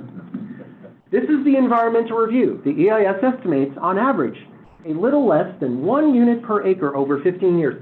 The EIS estimates 58,200 to 108,900 units. Now, in layman's terms, that is 65 to 125 units per community board per year. We are building way more than that already in every community board. Really? Yes, absolutely. What are the numbers roughly when you say? Well, 65? let's just put it this way. 500? Let's just put it this way. January to March of this year was a record number of permits were filed. 25,000 permits were filed, and we don't know whether that was for one-family units, 60-unit apartment buildings, whatever. Well, I have since 2010, over 14 years, 74,000 construction and demolition permits. Well, again, we don't know whether, That is from city. correct, and we don't know what that is, what the scale is. Is it for a 1 unit? It's a permit versus Right. how many units are built for the permit. Consider all the construction that's going Correct. on now. So- Why in the world do you need this? So why are they lowballing these numbers? I'll tell you why. Look at this. The draft environmental impact statement says there will be no impacts in these categories because of the numbers they came up with. Oh, like water and sewer infrastructure, solid waste and sanitation, public health, land use, zoning, and public policy, and most importantly, there will be no effect on neighborhood character whatsoever, according to the Department of City Planning. This, yes, That's the environmental impact. this thing needs They don't to be they're not doing it. thrown out. They're not doing it. This is, What have they filed, if you haven't filed? I have it. Karen Argenti has it as well. Yeah. Aaron, Okay, I'm done talking. Are there questions? Yes. Aaron, Yes. Yes, Have we're you working noted on this? it. This is true. There is no impact. Project has no impact I need because, it this week. okay, I'm working on it. The thing about the environmental impact statement is we have until they hold a hearing, which will probably be in July or August. And then we have 10 days after that to put the comments in. So, I have no problem working very hard for the next week to put all of this stuff in for you, to add. That This would be week, fun. we have to have it before Monday's meeting. Otherwise, Margaret won't pay attention to me. Okay, The right side is reasonable, the left side is ludicrous. Yes. I need to be rude, everybody. There is somebody up there who is exceptionally knowledgeable, I have met Sheridan. Commissioner Paulson. Sharita, you're on. Thank you, Chair Merdler. Can you hear me?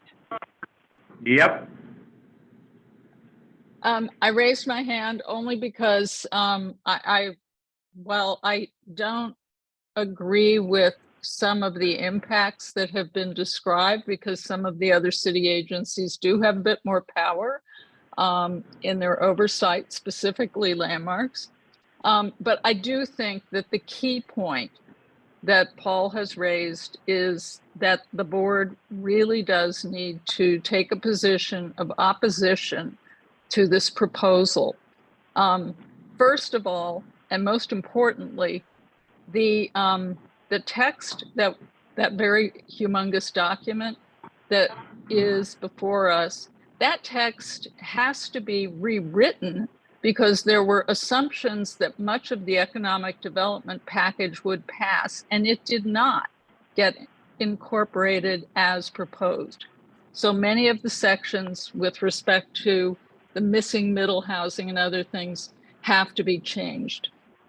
Number two, the special natural area district zoning and the 197A plan should be a line in the sand that the board is unwilling to allow these kinds of changes to.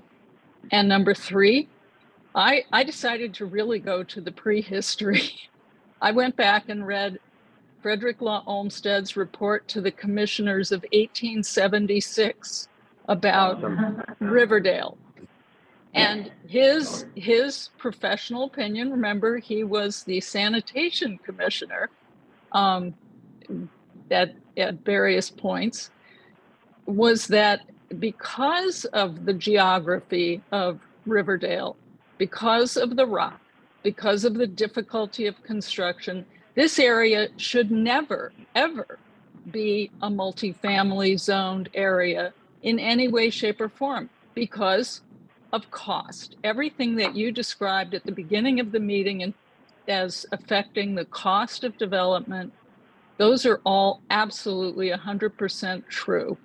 And this zoning will produce no affordable housing, in my opinion, because in order to build it, it will cost a fortune.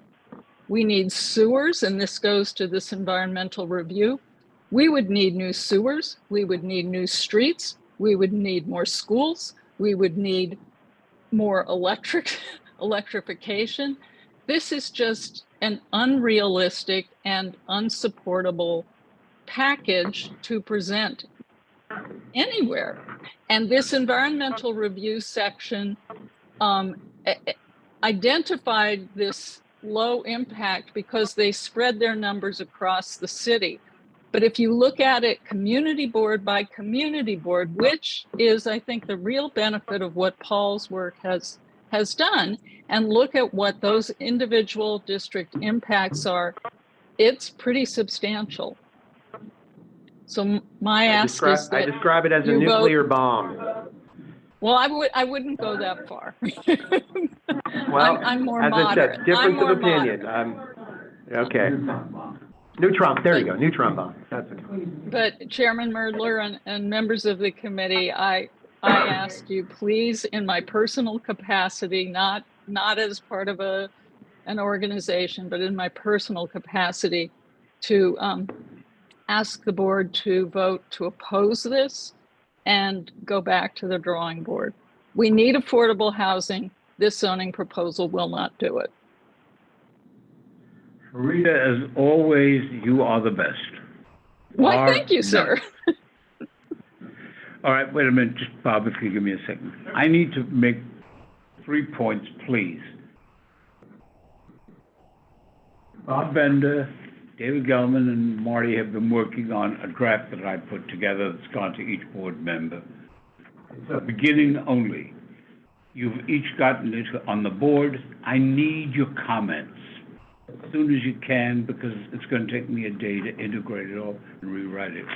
Number two, I need the identification and the renderings you have of the transit-oriented districts and the others. So you, no worries. Number three, Karen, please, if you can be in touch with Mr. Graziano, I need the environmental stuff. Because I think this is something that is so deceptive of the public that it warrants a call from me to the district attorney. Marty.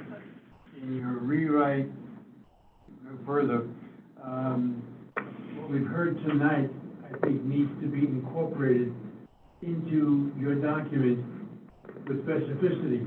This thing, because it will be, but the question I have with you, for you, is do you have a more fulsome or complete document, or is this saying enough?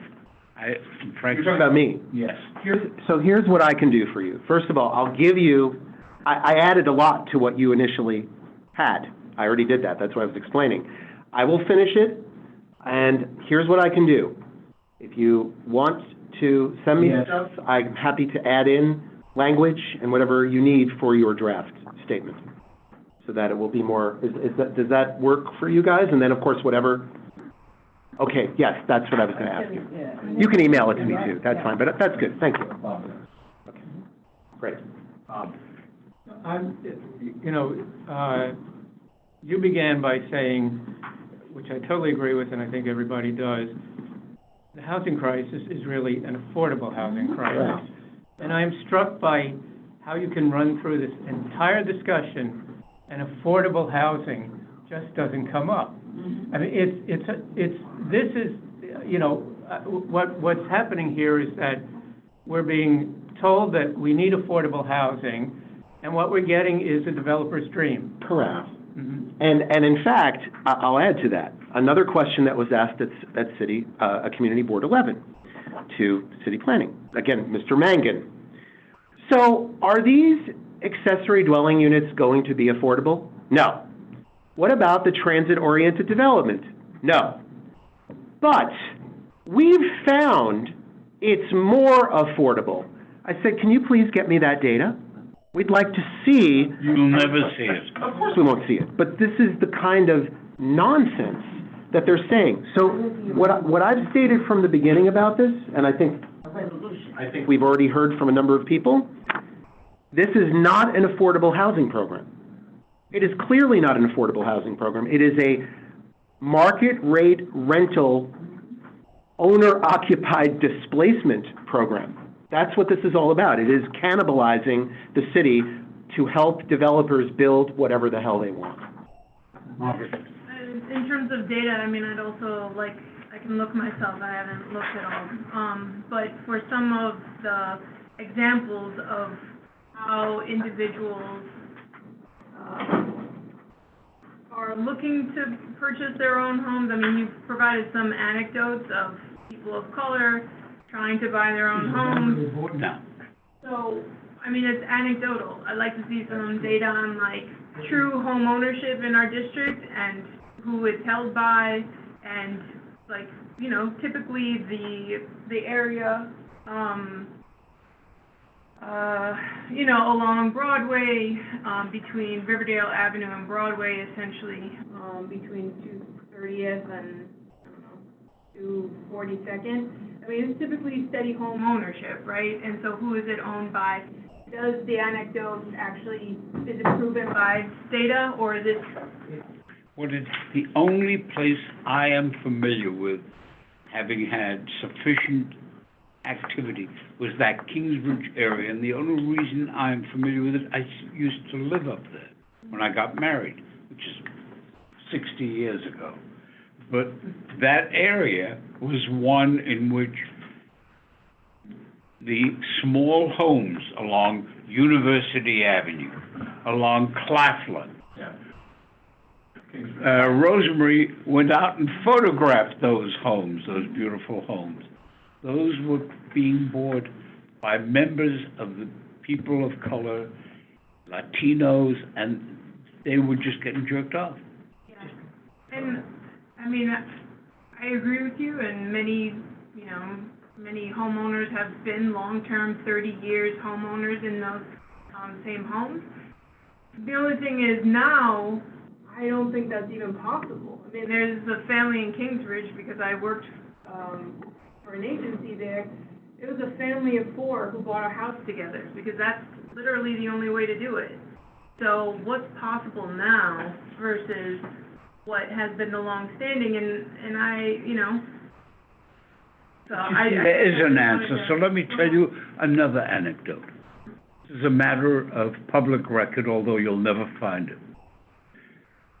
At last week's meeting before the New York City Housing Development Corporation, there came before the board a question. In the 1960s, what was known as Rupert Gardens or Rupert Estates used to be the site of the Rupert Brewery in Manhattan. Yorkfield Avenue. Third Avenue. It came to us at HDC because when the people who had acquired it monetized out, there were at that time approximately 100 people who couldn't afford to pay the down payment. And the city of New York, this is decades ago, the city of New York, in order to help out those people, provided them with a guarantee that they would subsidize their being able to live in the building going on. Now, decades later, the city entity that was doing it had no money to do it. And there came before us an application to fund the 53 remaining people, who are very old in most cases, to say that they could stay in the building. And I will tell you, I went nuts to support it because those are human beings and they have a right at this stage to be taken care of. But that's what happens, and it happened for but one reason, in my view. You had, and this is a change of life, if you will, you had a really decent human being named Adolfo Carrion, who is now the commissioner of HPD, and who I sadly once did not particularly favor, who went to bat to make sure that they would still be taken care of, together with Eric Enderlin. That's what is happening all over this damn town.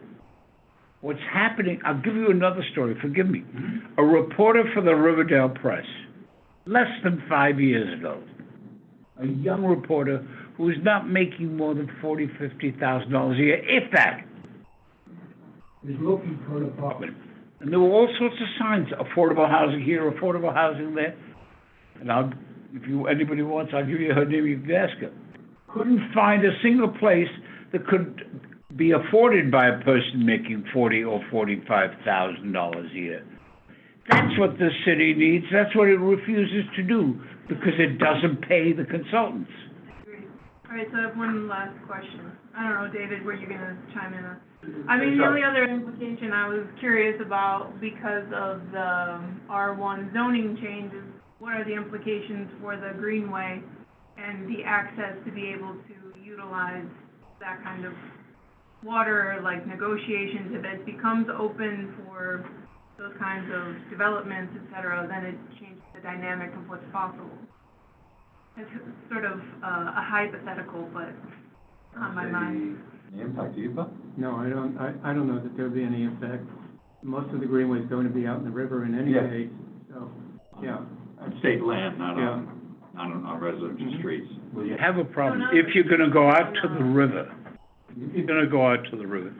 you have 3 parcels along the river, including the yacht club, that have incredibly long-term leases. If this thing comes through, those leases are subject to the high rise, and they may not be able to withstand the economic pressure. I just wanted to comment vis-a-vis this in your comment about affordability. At our meeting last week, I quickly looked up some stats, and I don't have them in front of me. I'll have to go back to the recording to get them. The U.S. population more than doubled in the last century. The New York population actually increased almost doubled in the first half of the 20th century, but has been flat, as you said at the beginning, since then. And so we really, I mean, the country has an issue about availability of housing.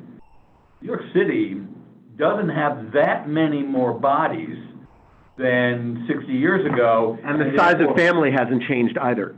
Okay. I wasn't aware of that. 2.55. It hasn't changed at all in 60 years. So what that says is that the issue really is not housing, it's affordable housing. Correct.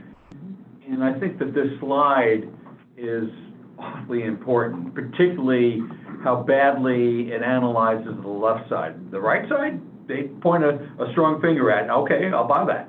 The left side seems woefully... It's outrageous. Yeah. It's completely outrageous. Hasn't the population of the Bronx gone up, though, significantly over the last several years? And considering that we're predominantly 35%, I think, are born in other countries, like But how that's across the accurate, city. how accurate is that? Well, listen, since, we only can go by the data and the statistics that we have. What I can tell you, and this is an interesting statistic for all of you, this EIS is written on census information from 2020, not the update from 2023, which saw a massive decrease in population in the city of New York.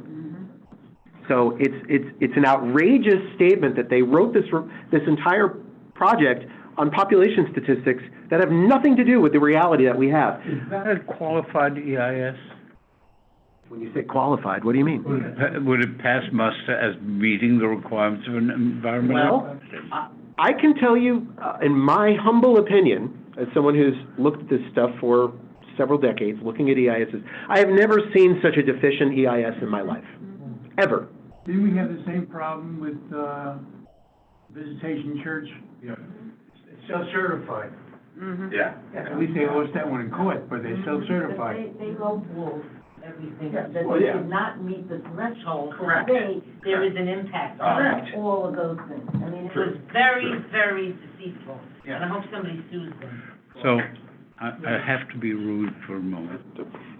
Please, if you don't mind, with Farah, just pull out the specific slides you've shown us tonight, so that we can copy them. I'm going to send you everything. I'm going to send it all to you. I'm going to give you more than you possibly could use, and then you're going to decide what you're going to include. Just need this one specifically pulled out. But you can do that. This is literally their own presentation. I'm just showing you I understand. Planning's presentation. I didn't write this nonsense. I'd be offended if I wrote this to myself. I wouldn't be able to. I have two things I have got to do. Please forgive me. I need to ask you whether any member of the committee has any objection to accepting the minutes of the last minute. May I have a motion to adopt?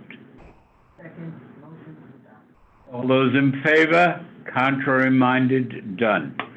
Second issue. Farah, will you mind taking attendance, please? Oh, I would love to. I gotta do this. Charles Morgan. Yes. Lee Chong is on Zoom. I saw her before. Yeah. Margaret Della, I can get rid of the share. Hold on. Rosemary There we go. Gibson, present. Jessica There's Sosa, everybody. Lois Bolter, Martin Wolpost. Okay, you have quorum. Now, I've done the formalities. Is there anybody who needs to? Questions? Let me just do the board members, if you don't mind, the committee. Is there any member of the committee who has any questions, comments, or the like, other than Myrtle, shut up? Hearing none. Yes, sir. Yeah, this is fascinating. A lot of people don't understand where this is going. This is incredibly useful for us. I have a question about rentals versus ownership. Is a lot of this is geared towards rental, or is it could be All geared towards rental. So, are there stats about what that does in terms of Lowering the rent? No, in terms of building a community when everybody's Right. renting versus When there's transient versus, yes. and versus. So one of the things I didn't show you, the slide that I have, which again, I can forward to you, is I have a slide showing two very important things. One-third of the city are owner-occupied, right? So one-third are 1- and 2-family homes, co-ops, and condos. The vast majority of this is in most of Queens, Staten Island, Central and Southern Brooklyn, and the North and East Bronx, which is by no coincidence the lower density parts of the city.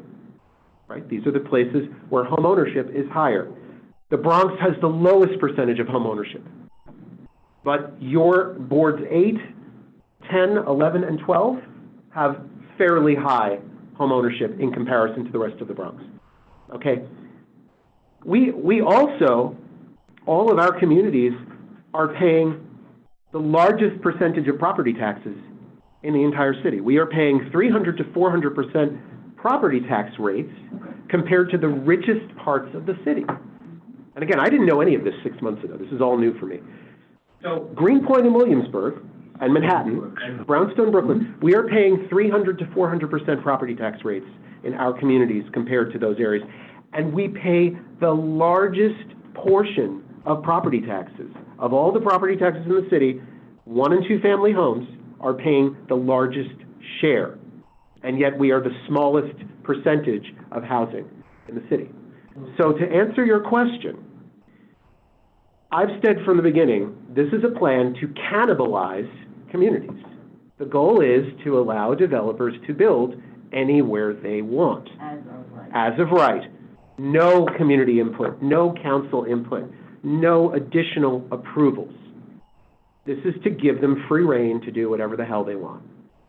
And it's unacceptable to me. I think it's unacceptable to a lot of people. And again, we're seeing Community Board 15 in Brooklyn. This is a heavily Hasidic and Orthodox community. They voted 33-5 against. It's very surprising. Yeah. Okay? Other boards in other communities, like I said, when I found out Board 5 voted against this, I was like, right on, you know, so. Here's the problem, though. It's a practical problem. Sure. The community boards take a position. Unfortunately, the city council people, in many instances, do not support them.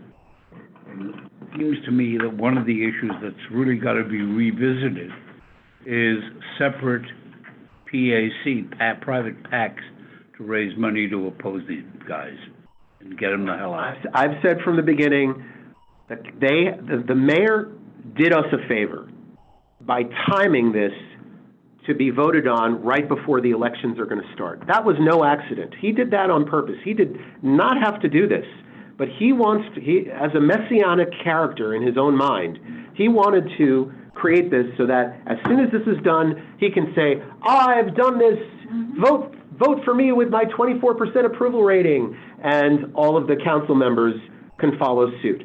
I've spoken to council members directly.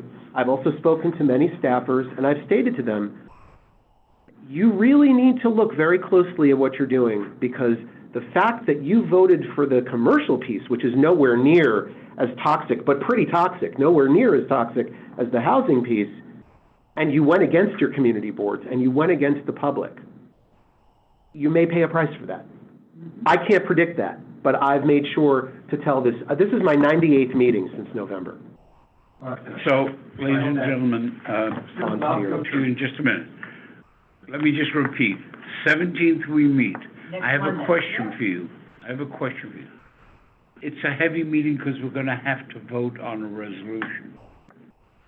And that takes me back to reminding you, please, your comments on this material during the course of this week, please. And you may be assured that if I have a serious reservation, I call and discuss it. I don't just go against it. What I would like to ask you to do is the question. Would you object if we met half an hour earlier, 6:30 instead of 7? Does that discommode anybody? I can't make it at all. No, well, there was a switch, okay? Oh, yeah. I changed all my vacation plans. I know. Okay, all of them, and now I have reservations, and I can't get rid of them. I understand, and I don't. It was switched from the 7th. It's my fault, and I decided it only yesterday. And you realize that the borough president's meeting on that is that afternoon. Correct. Not the main, I wanted to say that Not a the week main. from today, Borough president. our president's public hearing, which is unfortunate because we haven't voted yet. Yeah. But, I will be, testifying against, I call it the city of cement. And, on behalf of my civic group and people as individuals, what has voted, we testify as individuals. So, is there anybody else who has anything? You said I did not. Just want to ask you a question. Seems like most of these proposals are not really, sensible. It seems like that way. But who decides finally, like, somebody goes. City Council. They are the ones who are. Even if you all decide or some of the boards decide it's not a good proposal, they can still pass it? That's why I was just having this discussion saying, and he mentioned it as well, that they are ultimately responsible for this. They vote in favor of this? That's not good. Well, this is our system of government. A quick question on that. I mean, a lot has been said this week about the fact that the mayor is setting up a charter revision commission. Correct. To circumvent what the city council wants to do about appointment of agency heads. Is there any way that he could try to manipulate this into the charter revision process? Interestingly, the hearing in Queens was on Wednesday. And I had people show up to add into the Charter Revision Commission a demolition of the city of Yes in the Charter Revision Commission. And this was actually commented on by the press. So the public can come and bring any proposal forward. I don't know, has the wrong... I'm thinking about the opposite, where the mayor, the Charter Revision Commission, just like we had term limits. Remember, charter revision has to be approved by the voters. That's right. No, I understand that. Right, so they would have, he could put a referendum, but he could put a referendum question saying this, but I think that would be difficult. Okay. That's just my gut feeling, yeah. Thank you. Vote out, Toby.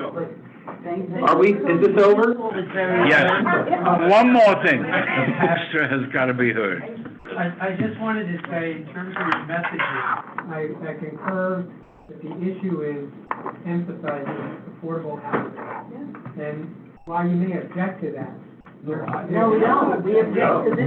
No, I mean, Luxury housing. object to the city of Yes. Yeah. Okay. As you've argued. I'm in Kingsbridge. I'm there because I found some affordable rental housing. And you may divide this community if you don't know that there are people down in my neighborhood constantly saying, where can I rent, where can I rent? I'm in a multifamily, I want to be there, I love to be there. So in your messaging, don't lose. No. Core to the message. That is the core of the unanimous Affordability, not the view. housing. This is not affordable housing. Yeah, I'm just saying. So- We're down in my neighborhood that are Understood. constantly don't want to be concerned about Absolutely. Riverdale housing, single. Our interest here Yeah. is to provide the optimum real affordable, not the nonsense that goes on. I didn't finish the. And by the way, Buildings are overwhelmingly. I only showed the single family because it's the easiest to show, but the R4 neighborhoods and the other neighborhoods are also included, which all it's going to do is build bigger market rate rental, not affordable. And I think that that's part of the key. So I agree with you 100%. Okay. Thank you. Thank you. Thanks for inviting me. Thank you. Meeting adjourned. Frank, let me end this and you can, okay. So can we have our